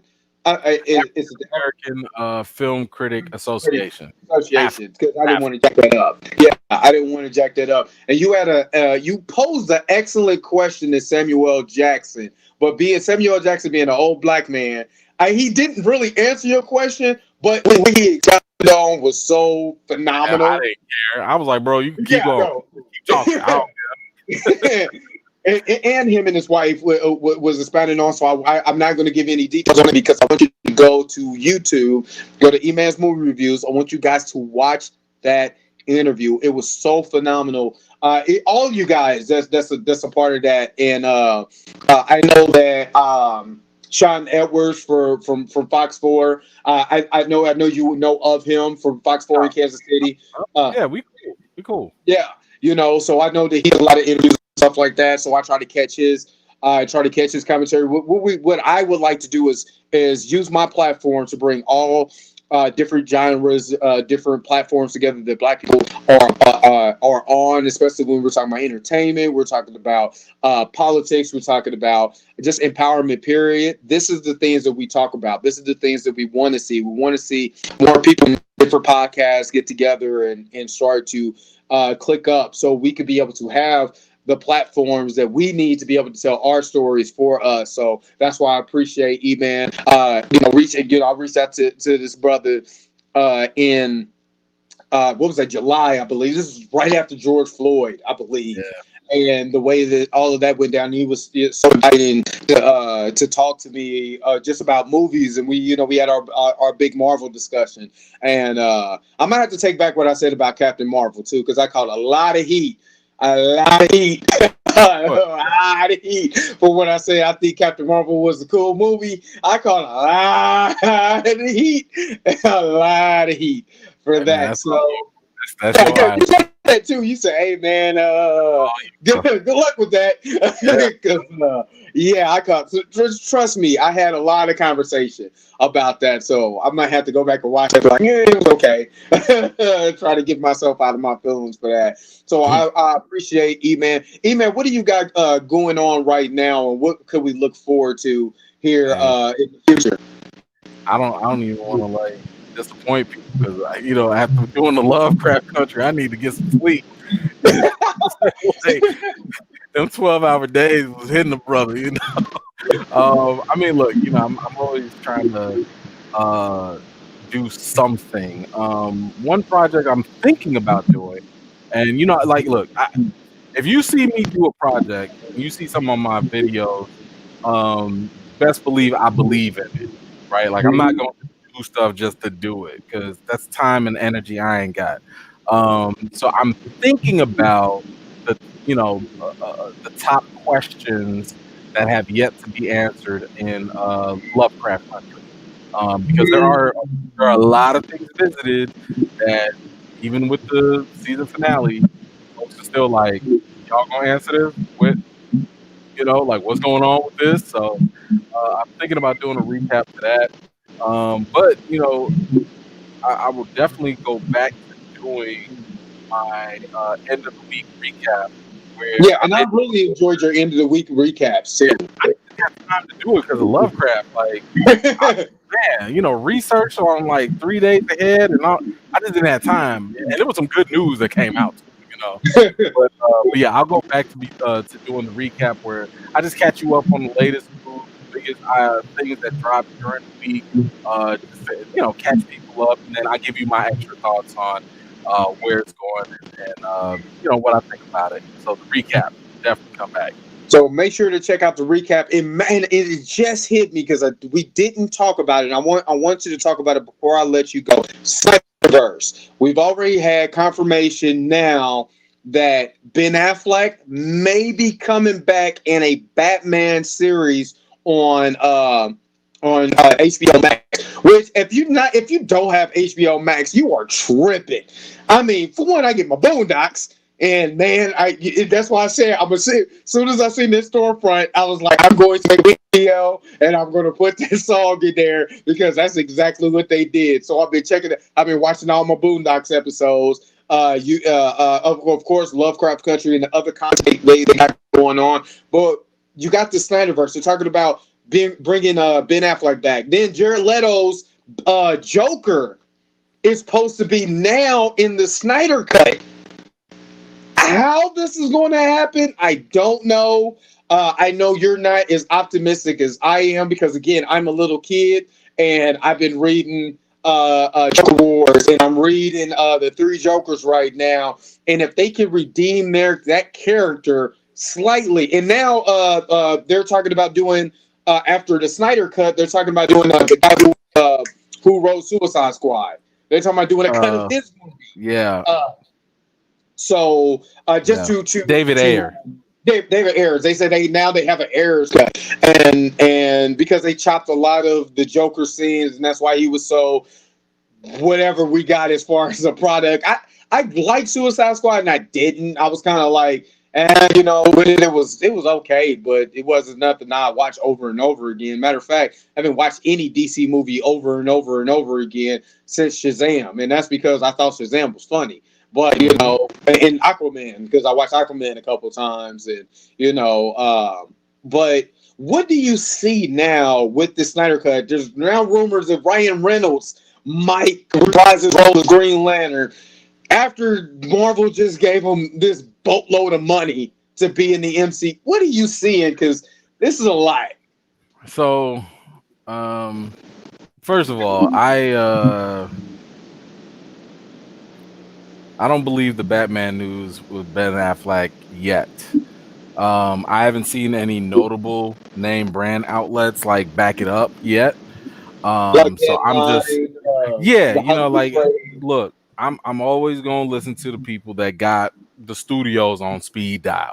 You know what I'm Right, saying? Like if they got the studio on speed dial and they right. have a reputation to keep, because hey, look, first of all, we got to cover this trash. Do not read and listen to that. Like that that is the clickbaitiest of sites. They love, and they're good at their job. No shade in that regard. They are good business, but it's really really hard to take everything that they say for for real. Um, but yeah, it's you know I just wouldn't bank on the Ben Affleck thing. I wouldn't bank on it. Um, Because I heard as for this was from Grace Reynolds, who has the her channel on YouTube, and she was saying from her sources that they're trying to pitch if the Snyder Cut is what everybody dreams it is, that they would now approach Ben Affleck and say, "Hey, look, would you like oh to do an HBO yeah, special?" if you want to talk about speculation, hey, look, talks can happen. But Right, if somebody's talking about like, oh, he officially signed and it's right, ink to right, paper, that's the part where I'm like, hold on, because right, I could always be like, hey, yo, Ben, you gonna be in that Batman movie? Hey, I was in talks. It happened with Ben right, Affleck. So right. that's kind of where I'm like, all right, y'all, let's pump the brakes on that. So yes, are talks happening or something? Maybe, you know what I'm saying? Like, but again, what am I gonna do with talks? Right. I need to know like somebody is signed on, they got a contract, they got a Right. date scheduled, like it's happening. That's when I'm gonna give it my time and energy to really jump into it. But look, at the end of the day, a lot of things have to happen because there was a good amount of time the Snyder Cut was not a thing. It was not a Right. thing, and even to this day, it's not a thing. Like And I think me, it's also very misleading that they keep calling it the Snyder Cut because this ain't the Snyder Cut no more. right, This is right, now transformed into something completely new and different that right, Snyder is doing, and he's kind of cheating a little bit, right. okay? Because a lot of people were like, "Oh man, he could finally get his vision." No, this ain't his vision. This is We this is doing this him. This is movie. him getting his movie done, but having Right. the time and luxury to hear fans, to change some stuff up, to do some Mhm. rewrites, to get some reshoots, to expand the story. This ain't what we was gonna get back in 2017 or whatever. 2017. So You yeah. know, so that's my. Now I am excited. I will go watch it. I'm interested in watching it for sure Right. because I want to see. Like, I'm a comic fan. Like, I've seen every bad comic related stuff anyway because I'm always hopeful that you're gonna give me something good. I'm just always Right. hopeful. Now Right. when it sucks, I'm gonna let you know, but I'm always hopeful. So I'm rooting for everything and everyone comic related. Period. Um, but my other probably biggest issue, especially with the Snyderverse, Ryan Reynolds and this and that and all this stuff. Snyder has already shown us, in my opinion, his limitations. And his limitation is he's a fantastic visual director, and he can Mhm. do amazing work with tight scripts. So when you give him a tight story, I'm talking about like no wiggle room. This is A, this is B, C, D, E, F. Stop right there at F. Right. He can knock that out the park for you. He could what he did with Watchmen, good Watchmen. I stuff. was going to say Good stuff. Watchmen. Good Yes. stuff. But the Yes. problem I think that DC always had was, everybody understood that DC was trying to play catch up to Marvel. Right. But the messed up thing is, it was like y'all was trying to play catch up, but you didn't have to because you had all your toys, you had all your properties. You don't have to play catch up. You can do whatever you want and build as slowly as you want because y'all don't have the limitations Marvel had. Marvel Right. had to start from scratch with some booty B, C B-list level characters. Right. let's not get it twisted now. But nobody's checking Right. for Iron Man. Well, Nope. nobody checking for Captain America even. We Nope. knew him. We knew about him, but we wasn't checking for him. Nobody cared. You know, Nobody cared. as I like to say, you a popular character when you on kids' underwear. Okay, Iron Man and Cap was not on no. They were not underwear heroes. Right. Okay, He that was wasn't the Batman and X-Men. Superman, and Right. maybe Spider Man, maybe Spider Right. Man. Right. So at that point in time, DC they what they ended up doing, they rushed it, and by rushing it, they tried to make Snyder their Kevin Feige in a sense. They tried, I'm sorry, they tried to make him the Josh Whedon at the Right. time. Okay. because yeah, Joss yeah. Because Whedon, Joss Whedon was over the Avengers. when he came fresh off of Avengers, they was like, "Hey, you just made $1 billion some dollars. You can do whatever you want." And they brought him back for Age of Ultron, and that disappointed. So but at that time, while they were trying to copycat the Whedon formula, in terms of let's get a director and let's give this director the keys to the kingdom. Right, That's what they tried to do with Snyder. And the thing is, and I've listened to Snyder's interviews and everything, so I'm not just like guessing this stuff. Listening to his interviews, I was like, oh no, you're the kind of guy that can talk a great game because you're a huge fan, but you don't know your own limits. And the right, problem that he has is he's not a good storyteller because right, as a fan, he gets so excited, which is something you want, right? You want someone to be invested into the right. property, but he cares so much that he tries to do too much at once. And if you need any type of evidence of this, go look at Batman v Superman. This Right. man literally took uh, the Batman story from the Dark Knight Returns, or the comic book, which should Right. have been a separate It's solo movie. movie by itself. He took the death of Superman Right. at that. Yeah. You're talking about the most iconic comic book character, or character and comic book story. At Right. the time, I remember I wasn't even reading comics at the time, and I remember hearing about the death of Superman. I was like, "Y'all did what? I need to go Right. get the comic." Right. So That comic was at Walmart. Sitting there sold out. It made the Yeah. news. I was like, the news cared about comics, so it was that big of a deal. So when that happened, I was sitting here like, okay, how are you gonna squeeze all of that in just 15 minutes of a freaking movie? Right. Not to mention like the Doomsday looked like crap anyway. So to me, that just kind of showed that, like, especially when he would talk about what his Justice League would have looked like and everything. I'm like, dude, you got 50 million ideas and you don't know how to pace yourself. Right. You're You just trying to do excited. too much too fast.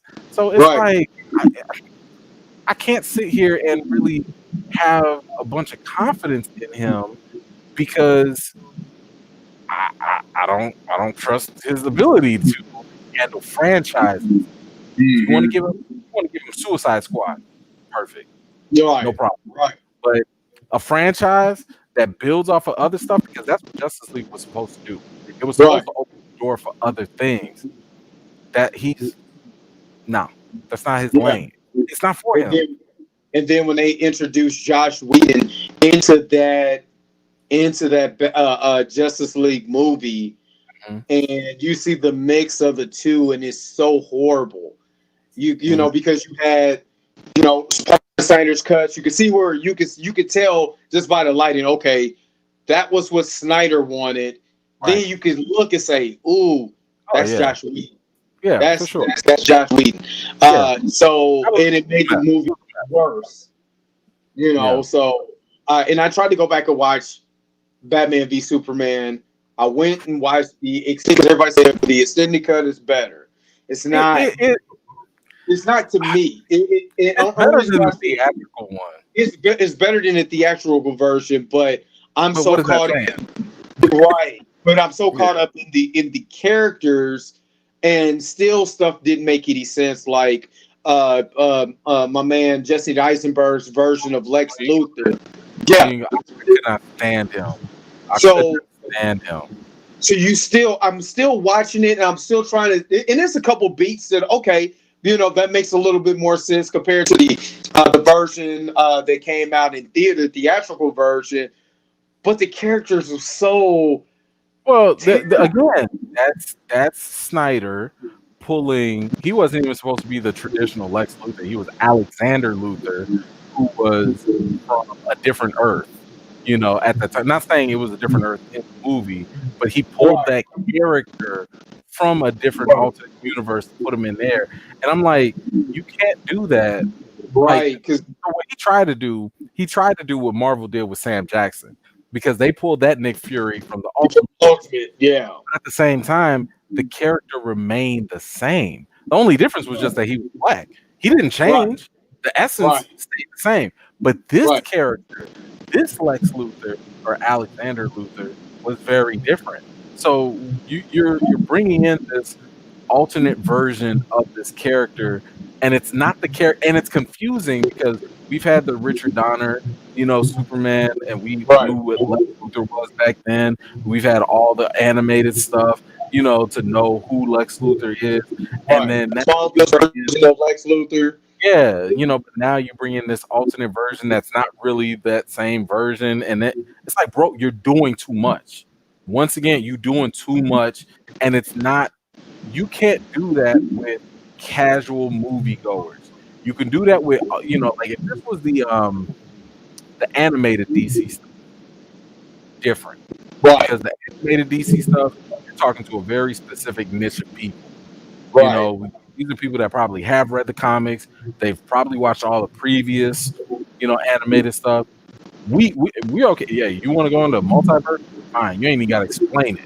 We already Right. get it. You know what I'm saying? Right. But when you doing something for the mass public, you have to do a little bit more hand holding, and you can't be as bold to just be like, "Oh man, I remember I read this comic once, and I'm gonna take something from that comic and that comic and that comic." Because here's the other thing: why do you have an old Batman Right. with everybody else, in their 30s or whatever? Like, Right. and then the talk about him, Snyder wanting to kill off Batman. What? Why? Like, again, you're doing too much.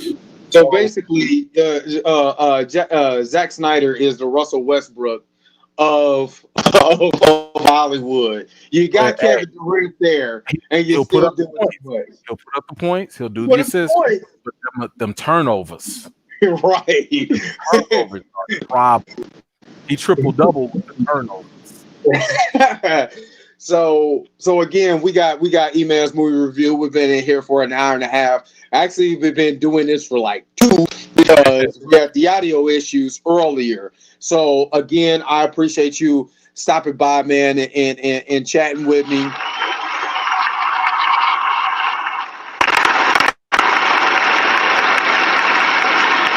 Again, make sure you guys are checking out YouTube channel Eman's Movie Review, Instagram. I think it's Eman Reviews Yep. on Instagram. Of course, you can check out his Facebook page, Eman's Movie Reviews on Facebook. Make sure that you guys are looking at the African American Film Critics Association. Go give that page a like and support that page because it's not only him, but it's a lot of other African Americans around the country that get to be able to interview and do certain things right now with certain people. I know that besides Spike Lee and others, and you got to interview the late great Chadwick Boseman. I know we didn't talk about that. I didn't want to really get too much into that. I didn't want to even talk about Black Panther right now. I'm kind of like how Letitia Wright was. I ain't even thinking about that right now, and it's Yeah. still it's Close. still and it's still YouTube channels that I watch. They're still speculating on this, and it's just like Looper and other channels like that. I'm like, dude, man, of course, we all would like to have Chadwick Boseman back. I think the new movie how Ma do you Rainey. pronounce it? Ma Rainey. So yeah, Ma Rainey's Lose, right? Yeah, that's getting ready to come out. And even that trailer, it was hard. I was like, oh man, I'm crying. I posted on your page. I'm gonna cry through this because it's just so phenomenal in knowing what this man went through. And Yeah. of course, like I said, I didn't find out until I seen, your video, and then I got a text, and I seen it, and I was shocked, Yeah. and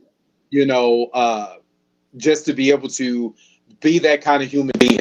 I think Yep. that's the biggest thing that we need to take away from Brother Chadwick's life is being a human being who was not selfish. He Mhm. was going through all of that and still being able to put smiles on children's faces, still be able to take himself aside in his issues to make someone else day better.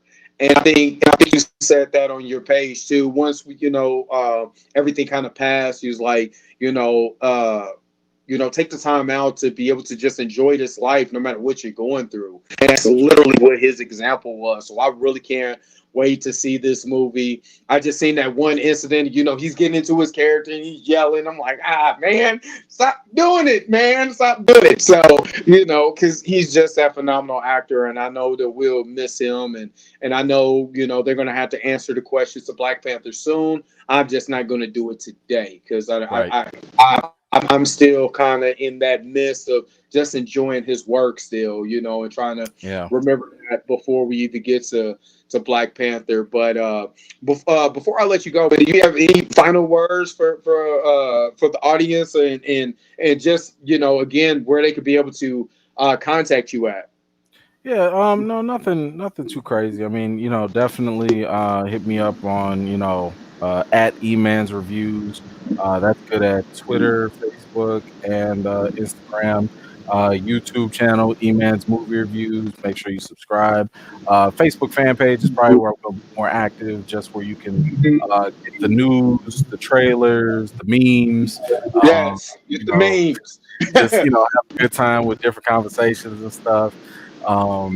Contests. Hey, if I ever get stuff like I don't want it, I give it back to the people. So if you want a chance at winning free stuff when I get it, sure, it's all you.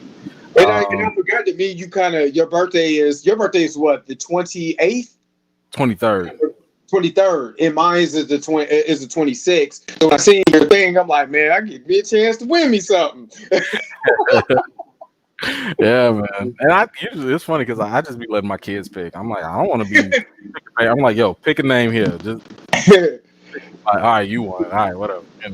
So make sure Yeah. you guys are going to E-Man's Movie Reviews, his Facebook page. I like your, of course, I follow you on YouTube, Instagram, and Facebook. But make sure you guys are checking him out on Facebook because he does make sure that he's interactive. He's not he's not certain people who would say, oh, I'm beyond doing this. Never interact with with his fan base. He's interacting with the fan base and talking a lot about these movies and different things like that. Make sure, again, YouTube channel, E-Man's Movie Review. Make sure that you guys are liking and subscribing to this channel because we need more content like this. Of course, I love Jeremy Johns. I love Grace Reynolds when they do their stuff. But the man who I go for is my man E-Man. I watch every single, except for Love. I'm not going to lie to watch that. I Hey, stayed away from that. you know what? Look, I'm about to humble brag. I'm about to humble brag. So every video after the fifth one for the Lovecraft Country, because I put it in a playlist too, so it's a little easier to get to. But because the show started to go up, I had to go up with my production and prep for it. So by the time you get to like episode 9 or 10, you're coming across some of my best work just because I put into it. So yeah, Right. it definitely You guys hear worth that?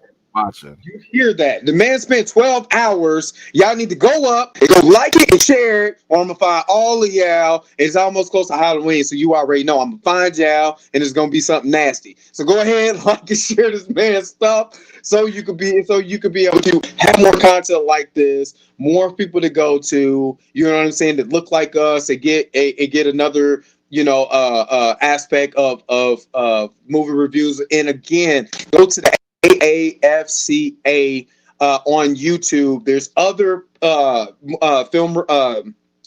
film critics that you could go out and you could be able to find their stuff and support them. So make sure to do that. And one day I would like to do that. Get a couple other film critics together so we can talk about how was someone like yourself when you told me your story just one day, like, hey, I want to review films. How did they get started? With some of the things that some of the things they need to do in their own city or little town, and talk about that whole experience too, man. So I kind of want to dig deep into that. Not just the movies and Marvel and all that stuff is fun, but we build someone else up so they could be the next E-Man. We want to go ahead and do that also. So, brother, I really appreciate you. I'm gonna give you another round of applause.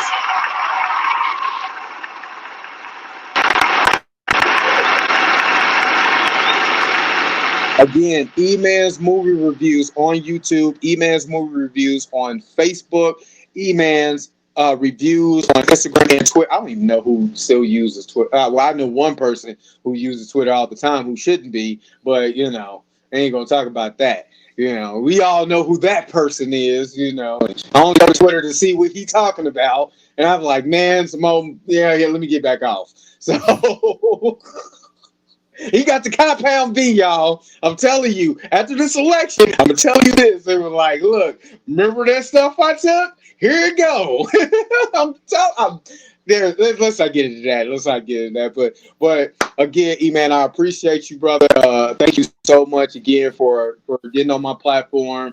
Again, we want to bring more people, so I'll be in contact with you in the future. Here, next time I get some time, like I need you need to get some rest from Lovecraft Country, and I got to get back to work next week on building a new 2021 truck, so that ain't gonna be fun. So maybe we could look at probably Christmas time, because that's when we taking our next layoff. And yeah, Chicago plant. I forgot there's 4 Chicago plants, too. So they doing the same thing we're doing right now. So again, I appreciate you, brother, so much.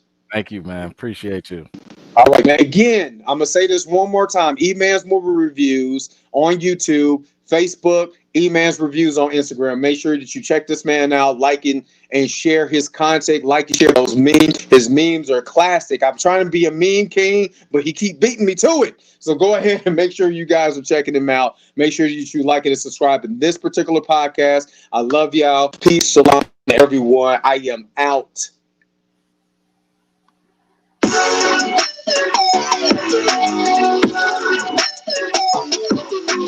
I keep forgetting it's 11 o'clock and my kids are asleep. So I told them to get out, and they really got out. My wife yelled at me because I was too loud. I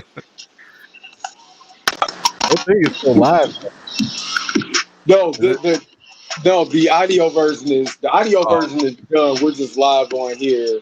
So I'm just waiting for this to kind of. I'm getting ready to create a new video for the intro to this, so I could get this, a little bit more popping too. So tomorrow I'm making a little intro video, like a minute and a half or a minute video for this, so I can get this cracking. But I've been doing this every week, and then I got another interview on Monday with this Republican that's running for office named Ryan Dirk. So I got a little something going on. This is my second interview with him. So I got my little thing going on here, man. I've been doing a lot.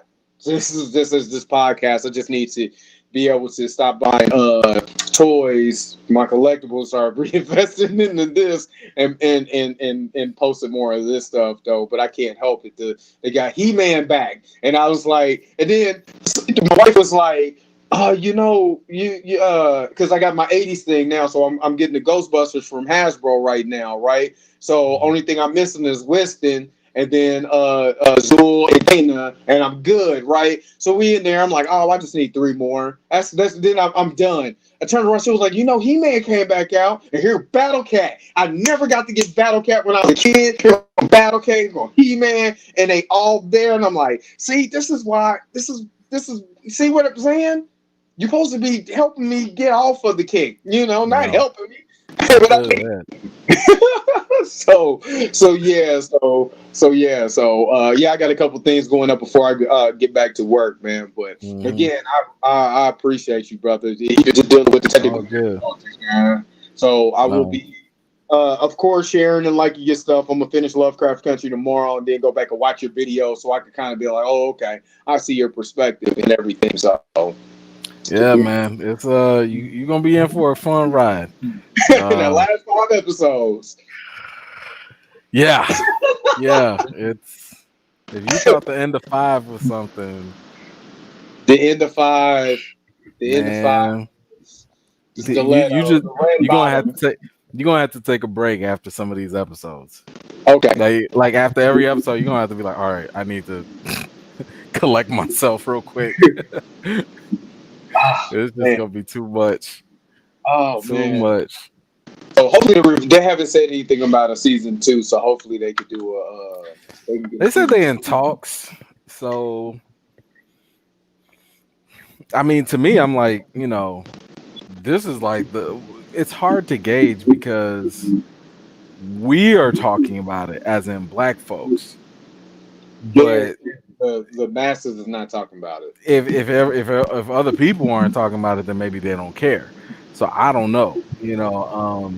Like for example, I mean, did Grace cover Lovecraft Country besides like an initial review, or did I Jeremy don't think Johns do one? Jeremy Johns didn't do jack as far as So, Lovecraft Country.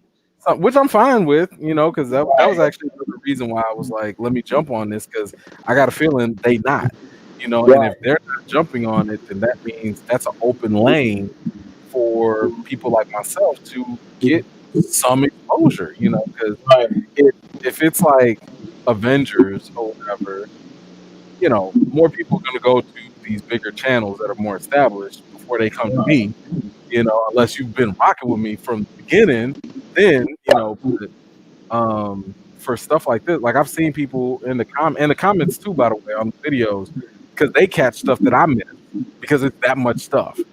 Um, right, but I've seen too many people be like, "Yo, watching Lovecraft, I specifically needed to hear from a black person about right, this." You right. know, Because the only so thing I heard about that Grace Reynolds ever said anything, because I don't like watching her reviews sometimes because it's not good. It's like, okay, I see your perspective, but yeah, I don't like your I've never watched one. I her reviews are not. It's sometimes it depends on what it is, but like she did a Lovecraft Country one. She talked about it when it first came I think it out. was like a preview or something, right? Yeah, Like, because I think because she's part of the media, she went and she got the first, I guess, 5 episodes or whatever it is, and she just talked about Jonathan Majors, and she really focused on him and his credentials as an actor, how he's going to be a big star, and how she really loved him. But I haven't seen a breakdown of Lovecraft Country and Jeremy Johnson didn't review it at all. I So I think, and honestly, I think it's good if they stay out their lanes. You know what I'm right, saying? Like, I think they don't want you to know, touch it. I don't think they want to touch it like yeah, that. and don't get me wrong. I mean, I've seen the two biggest channels I've seen touch it are, I think it's like Heavy Spoilers and Think Story or something like that. But you're talking about two white guys, and I think one of them is like from England.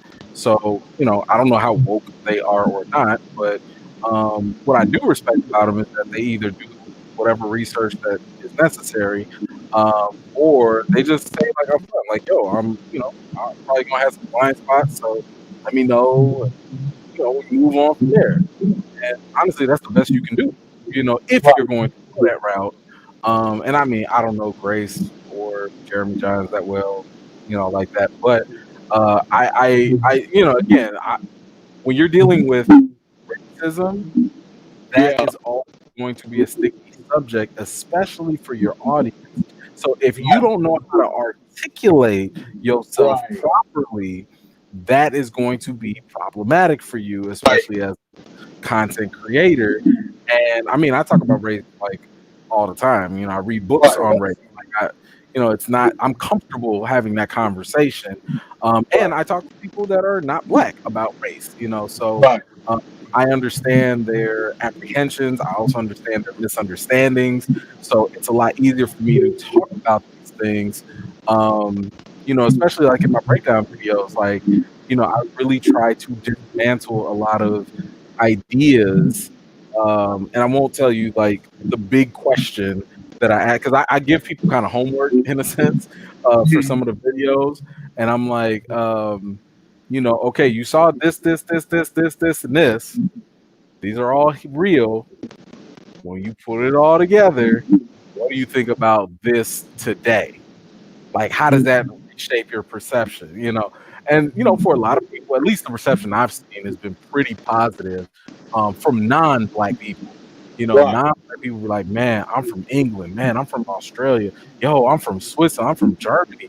This I didn't even know it was like that. Like you just broke it down. And it's not like on me, but it's more of an indictment against how miseducated the world is right, American racism, because I don't like to say racism in general. The racism Right. here is not the same in England. It's not the same in Very Africa. It's different different. everywhere. You know, Right. the racism here have 400 years to shape shift and move and, you know, die here, but still pop up here. And Mm-hmm. we still struggling with it in different ways. And you still struggling with denial of it in different ways. So, Right. um, you know, again, it's like just making sure that, and that's why I like shows like this. I like shows like The Boys, like especially when Mr. Edgar said, like, "Yo, I can't lash out. That's a Yeah. luxury for a white man." You know, Right. like you can do that. I can't. You know, um, so He you said know, this so casually too. yeah. And hey, if you saw Billy's face, he was like, "Well, you, Yeah. you ain't lying." You Got me, know? bro. So, you know, it's one of those things where like, and this is like also been a pet peeve of mine. To your earlier point about you know, doing the trauma, the black trauma, and selling it and stuff. I hate the fact that, especially with slave movies, because the biggest problem I have with slave movies is, especially like 12 Years a Slave. You know, they'll show movies, and don't get me wrong, these things are made very well. You know what I'm Right. saying? I get why you get an award. I get it. Like, you get it. But the problem I have is people don't understand or communicate the real life after effects Yes. of your movie. And Right. I mean, think of it like this. I mean, you know, you have movies that show the founding fathers as like these great, brave, courageous men. I'm like, yo, he raped the whole. He had like 13 illegitimate kids, and he Right. abused slaves. He was not a good person. Like George Right. Washington was pulling the teeth out of his slaves to make his own dentures. Right. You know, like these are not things y'all want to talk about because you don't want to have to deal with the potential accountability that you eventually benefit from societally. You know, so it's kind of like when we have these opportunities in these shows, show us stuff. I don't want you to just get, because I do believe America has like this. We become desensitized to black pain, and Mhm. that's a problem. You know, it's a problem to be so comfortable watching someone get shot by the police, and you just like, man, that sucks. And you watch the video like 5 times. That shouldn't be normal. You know what I'm saying? Right. Like, we should not That's be what I was able to be talking about, the black trauma. When I was right. watching this, I didn't see HBO selling like black trauma. What I Yeah. did see is a mix of science fiction, horror, those Jordan Peele. That's why I was like, when I see Jordan Peele as executive Now, producer, I said, can people still see this since we live? oh, we're still alive. Do Oh, I need to to I leave don't know. this I'm, to talk about? I don't know if you got us I mean, if you want to something. talk, I'm gonna say if you want to talk off camera, we can do that because I don't want Yeah, nobody coming in. Yeah, I mean, the audio version of this is done, and only one person yeah. is watching this on Facebook. So, Oh, okay. Because you know, I don't want to mess nobody's checks up. yeah, So no, yeah, they are. you know, 'cause you don't never know who be watching sometimes, and they take your words out of Oh, context. I was about to say, you don't know my page. You don't know my page because I still got people arguing with me about some politics, about Cube, just about That's another. Well, we could talk about that offline if you like. yeah, yeah. Yeah. Let's talk about that. So anyway, what I was saying is that when I was watching, I was like, okay, what I liked about Jordan Peele Get Out is because it's a social commentary with light-hearted comedy with horror True. aspects, but it's wrapping it all around to make you think. And the thing is, we don't have movies to make us think. We have movies to propagate us to be like, okay, this is I'm gonna sell you this because this is who you really are. Remember, you're a Right. slave. That's why I don't watch 12 Years a Slave and all these. Right. Remember, you was a slave. You was a slave. You was a slave. Remember, you Yeah. was part of Jim Crow. And Yeah. then they did this in Lovecraft. Yes, you're a part of Jim Crow, but look at this other aspect in the South Side. And I know you love that South Side of Chicago in the 1950s when yes, North and still to this day, and you know this for a T, that the north side of Chicago and the south side of Chicago is still segregated to this Very day. different. Very, very different. Yes, to this day. So when I'm watching this and I'm looking at these aspects, this is stuff that again I'm talking to Ryan, the Republican Ryan Dirks about. Hey, how can we, we have this segregation on the west side of Kansas City, going west towards the plaza in this area, and the east side of it, where to the prospect it still looks like trash. How can we fix this? And this is What the position is he running for? fifth district, Oh, the like House. He's running alderman or for the House. something? No, he's Oh, running. rep. Yeah, he's going to be a House of Representatives. He wants to run against Emmanuel Cleaver, who was our mayor of Kansas City in like the '90s, and then he went on to become the House representative in the fifth district for Kansas City, Missouri, and he's been in that position for 15 years, and he's a Democrat.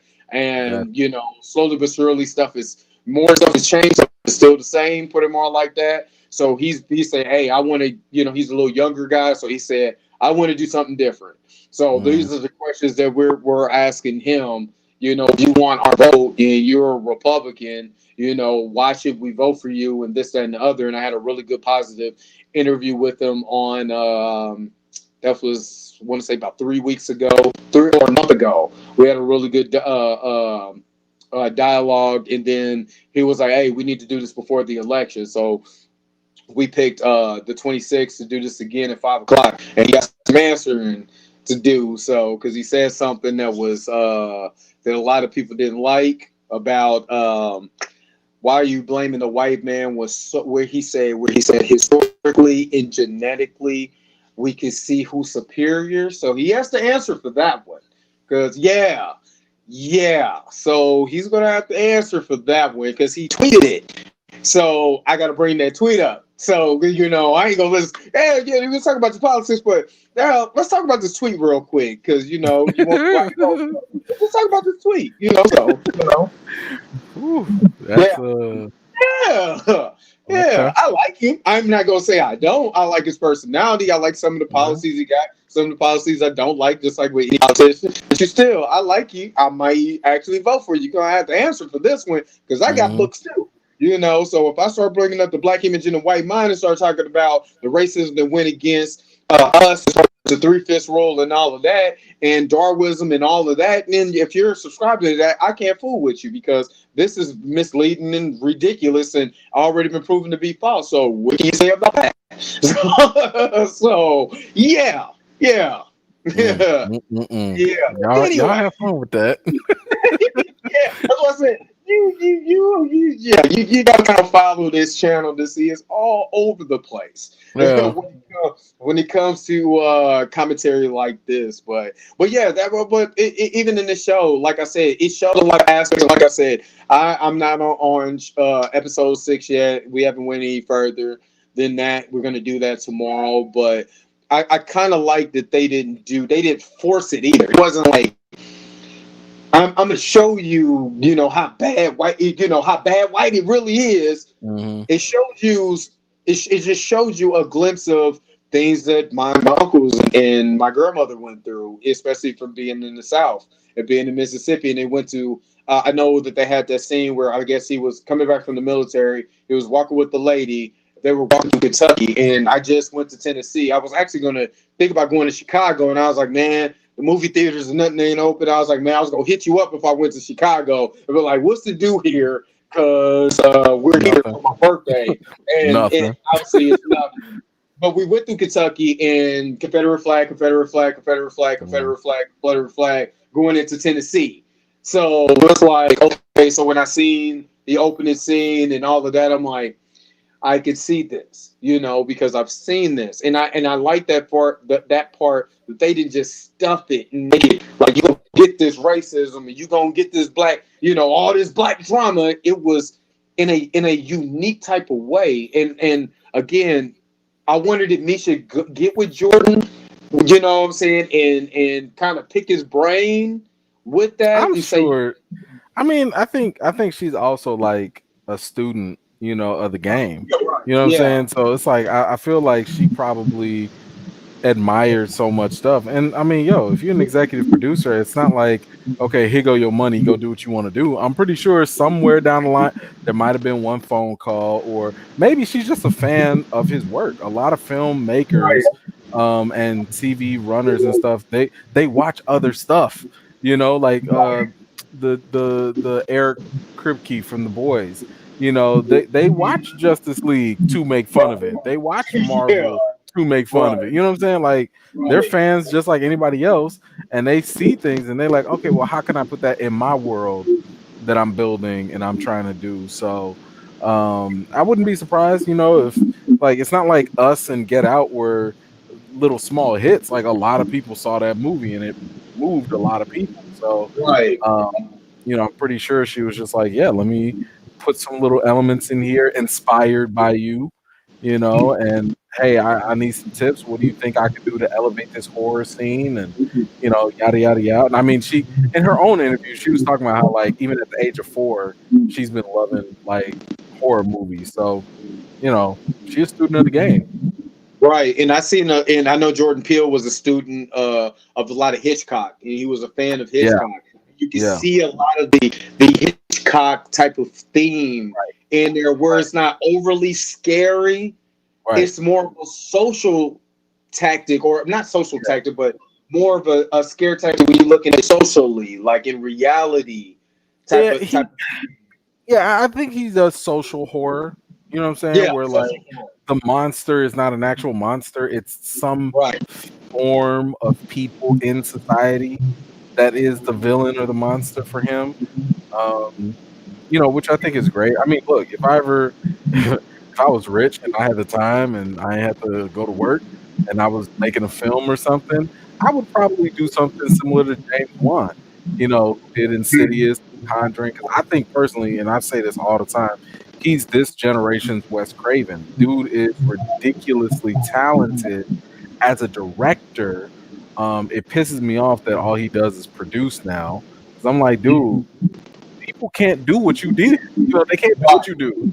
You know what I'm saying? Right. Like I get the sorry Annabelle and this and that, the nun, but them things be all cheap and whack and I'm like, bro, they can't do Insidious the way you did. They can't do Saw the way you Right. did.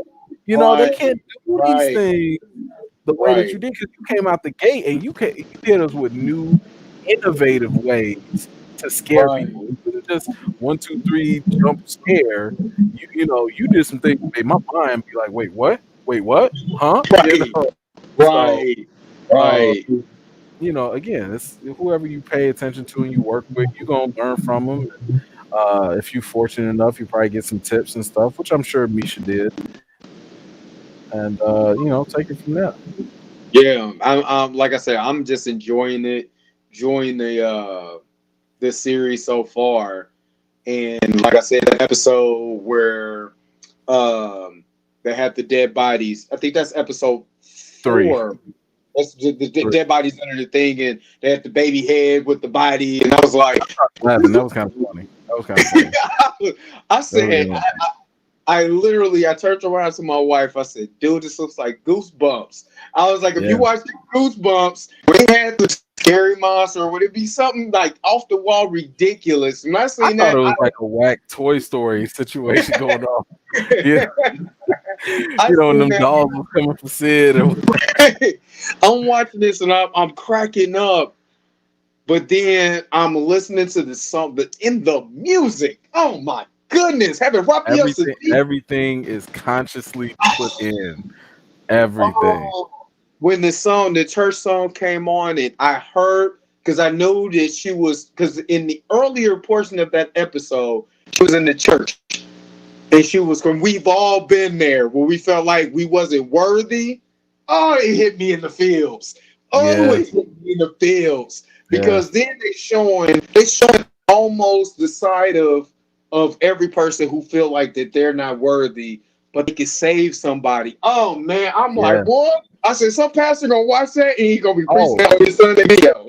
hey, they drop a couple words in the Mm-hmm. series. Later on, Yeah, I somebody got gonna it. drop Yeah. a word. somebody gonna drop a word, and I'll be vanilla. Right. That girl preaching. Oh, just. Because the only thing, and I know is going to be explained because it was kind of like obvious that of course the uncle is Addict's daddy, but maybe that's wrong. I don't know because we don't know yet.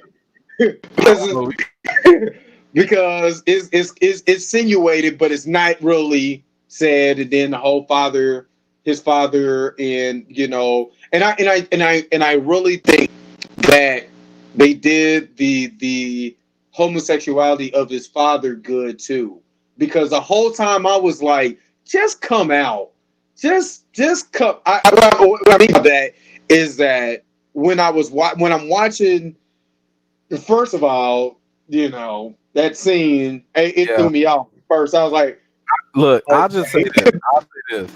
My LGBTQ friends had issue with that scene. First of all, like they were like, "That's not how that goes." And I was like, "Hey, all right, I'll take your Yeah. word for it." Okay, Yeah, I was like, I don't think that's the way it happens, but whatever. But at the same time, for me, I'm like, that's not my world. You know what I'm saying? Right. Like it's barely my world to commentate on black women.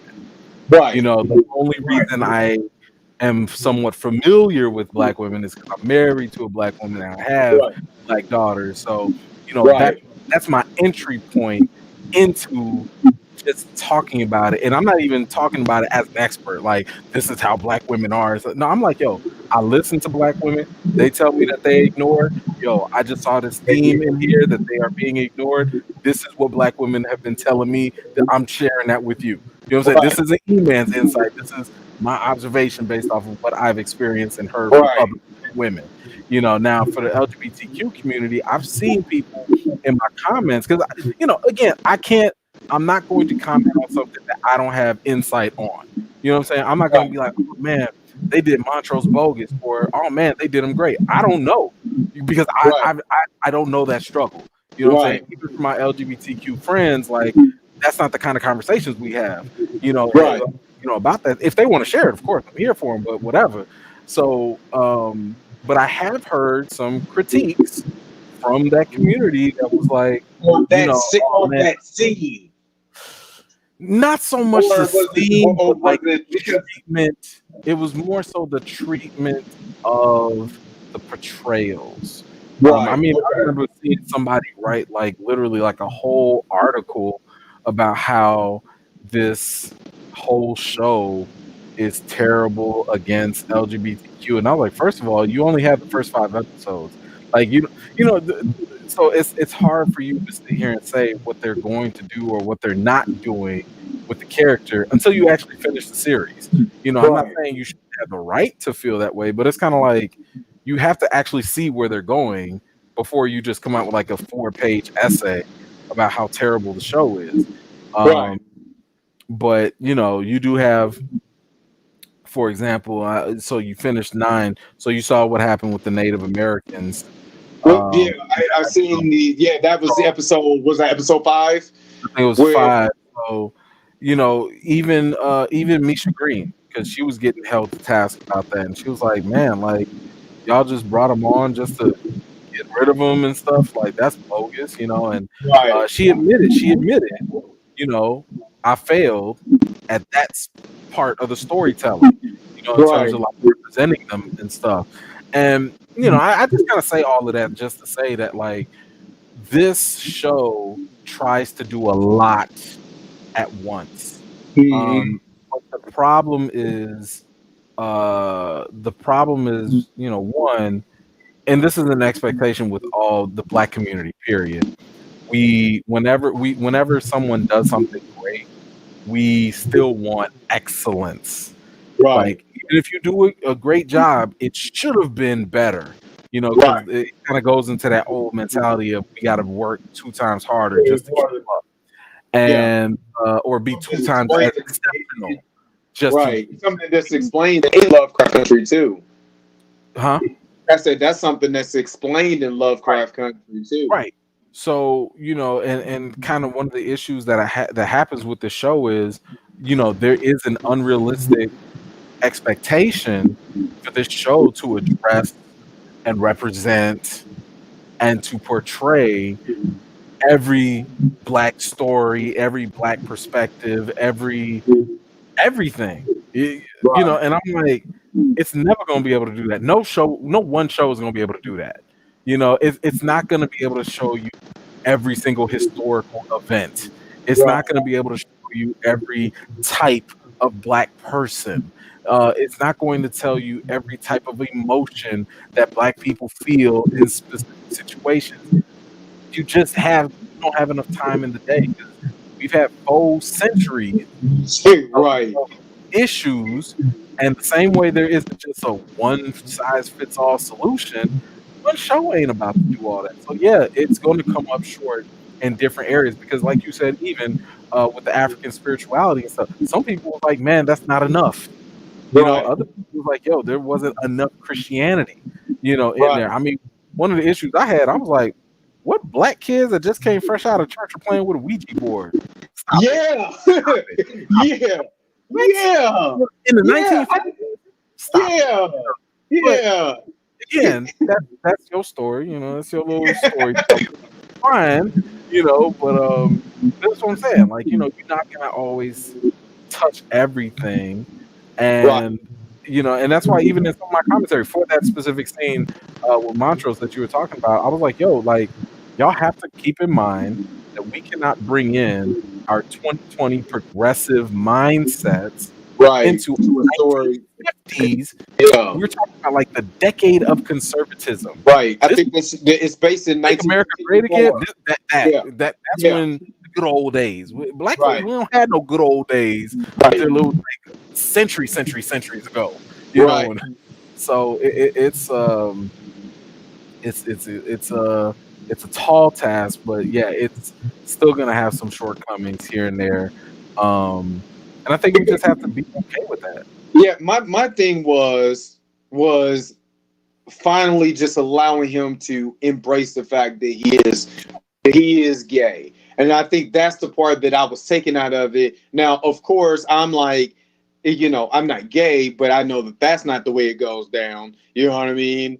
And See, then, and then the aspect of again, you have a character in the I can't think of the guy's name that they were all drag queens.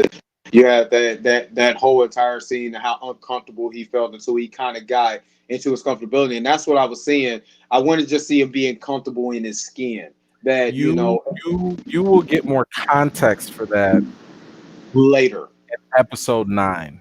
Okay, You'll get more context because the thing that gets lost on people in episode 5 about Montrose is we don't know what being black and gay in right, 1955 really was like. We don't know. right, I mean, because that's not something we talk about. That's not a right. conversation It's a that we taboo. It's a taboo. Yeah, have. that's taboo in the black community anyway. And keep in mind, that's when he's grown. That's when Right, he's grown. You're talking about a guy who was around the 1910s, 20s, 30s. You know what I'm saying? Fresh off of right. slavery. Fresh off of slavery. Yeah, Okay, slavery was his daddy was probably a slave or something. right. That's Fresh. true. So He you did talking say about that. He said my daddy, who was on the slave, learned how to tie this knot because he had to get the cattle. You know what I'm saying? right? And not let the horses go. Because I Yeah, remember that commentary because it's yeah. still fresh and it was that Now that that. he was lying, but still. Yeah, Yeah, yeah. He definitely told me that. That's why I like this show because it gives you that hint of comedy a little bit. You know what I'm saying? yeah, Just you in this heavy stuff, and when yeah. the kid was in the library, he was reading the center of the center of the earth, and I was like, this is about to be the episode because that's a clue. This is about to be the center of the earth episode. And I remember the center of the earth movie with Will Ferrell. I was like, it ain't gonna be this goofy, but I know it's going to be that type of concept, that type of fantasy adventure type of thing. Something that we rarely see black people go on as a fantasy adventure, some Tomb Raider, some Indiana Jones. Well, it's kind of some Indiana Jones in there too, but that type of thing. So I was so hooked in that episode. I was like literally trying to remember everything that was going on and everything that was happening because that's the episode that was like it could start grabbing me because it's the action adventure portion of it, or what you could say. So yeah, love that. I love that episode. That episode, it was good. It was a, and then it set up something that I was like, I know one of these episodes gonna set up this because you don't be talking about astrology, but you don't know nothing about what's going on, and I know what your name means too. You ain't slick. You ain't slick. So, and I know it's coming. I know it's coming because you ain't got a poker face. So I know episode 6, 7, 8, 9, and 10 is gonna take me on. Look, right now, you at the point where it's kind of like on the roller coaster. You've been going up and everything, and it's like 6 is still kind of going up. It's gonna be wild, but then 7 is gonna be like, okay, it's time to ride. Let's go. And then you about to go through the whole everything like everybody else there. Yeah, so I can't wait to watch the rest of this, man, and just enjoy it. But man, I'm not gonna keep holding you long because it's almost midnight, and then I'm gonna have somebody knocking on my door. Somebody say you ain't gonna go to bed. So, so man, again, man, I really appreciate you kicking it with me today. Absolutely, man. Anytime. No problem, man. Like I said, I'll try to holler at you in December when it's close to my next shutdown time, and then try to get a couple other movie reviewers and film critics and stuff like that, and try to get a panel on so we can try to get more people who want to get into that. If we can, I know it's, if we could do that. I mean, if it's two other people, just two other different people. Brandon. I'm gonna reach out to Sean Edwards too. I'm gonna reach out to Sean Edwards and see if he can do it. See if he can. I mean, he my man working TV is that he might be busy. He's busy. But I would say look at Brandon Avery. Just my opinion. On YouTube. Just my opinion. Yeah. Cool brother. Because it's one of those things where it's like it's easier to reach the smaller channels. Right. And kind of that's what I'm trying to do. Yeah, I want to reach the small ones. Yeah. And he's a pretty cool guy. Okay. And I think he just got accepted into AFCA. So, cool. He on his. Any sisters that you know that would want to be a part of? Because I don't want to just be. Also, you ain't got no women in the film. I already know. Check out Sharonda Williams. She is pay or wait on YouTube. Pay or wait. Pay. Yeah. Like pay money or wait. Or wait. Okay. Yeah. So just my opinions and pay or wait. Both of them I know, other fellow YouTubers. They're both AFCA members. Trying to think of who else. Yeah, I think there's like another podcaster on there too. His name's Brandon. I forget his last name though. Might be Brandon Collins. But if you watch like some of the full interviews and stuff, like that's what I was watching. I go to the actual channel and watch the full interview so I could kind of get everybody's perspective in their questions. And some of their questions is just getting those guys talking. That's what I will get these guys. That's the goal. Like if you do, when I tell you, like I know I only got one question. You got one question. I need to make this count, especially if I'm gonna put it on my channel. I don't want no 2 minute, 1.5 second. Like Sam Jackson. Yes. Oh, you know who tried to play me like that? Spike Lee tried to play me. When I watched the whole interview, it's funny because when I watched the whole entire thing, I see what he tried to do. Yeah. And then he got to yapping. And then everybody kind of jumped in and was talking. And then it was gold after that. Then you like, okay, you're trying to get the real, the real thing. But yeah, I noticed that. I thought he was going, because I every time I interview somebody, I always do research on them first. Like I watch maybe like 15 of their previous interviews, especially on certain topics, so I know, because The one thing I don't want to do, I don't want to ask you a repeat question. I don't want to ask you Right. something Get that you've someone already else. in your mind how to answer, and it's that I want to make you think. So like, I want to ask you something that will resonate with you, that'll make you feel something, or make you think something. So that way I can get like a real answer because that's what people enjoy. Like people want to like if I say like, what brought you to the project? Don't nobody care about that. But Right. if I say like, yo, how does your character deal with George Floyd today? Oh, whoa. Right. Oh, okay. Right. Now Right. we got some meat. We got some. Or maybe I might get a headline. I might get a quick quote. Something controversial, maybe or something. So yeah, I tried to get Spike early, especially with the Drew Brees thing, because I had been seeing him go on ESPN first take like all the time, and he would always commentate on other stuff. Right. Wow. All So right, yeah. bro. I don't want to get you in trouble. Yeah. Please don't So, get me in trouble. Let me uh, let you go, brother. Yeah, I all appreciate right, you, man. And then, all like I right. said, I'll be getting in contact with you in December, man. Of course, I'm gonna still be commenting on your channel and on your Facebook page. So Always appreciate it. Always appreciate it. All right, man. Take it easy. All right, peace out.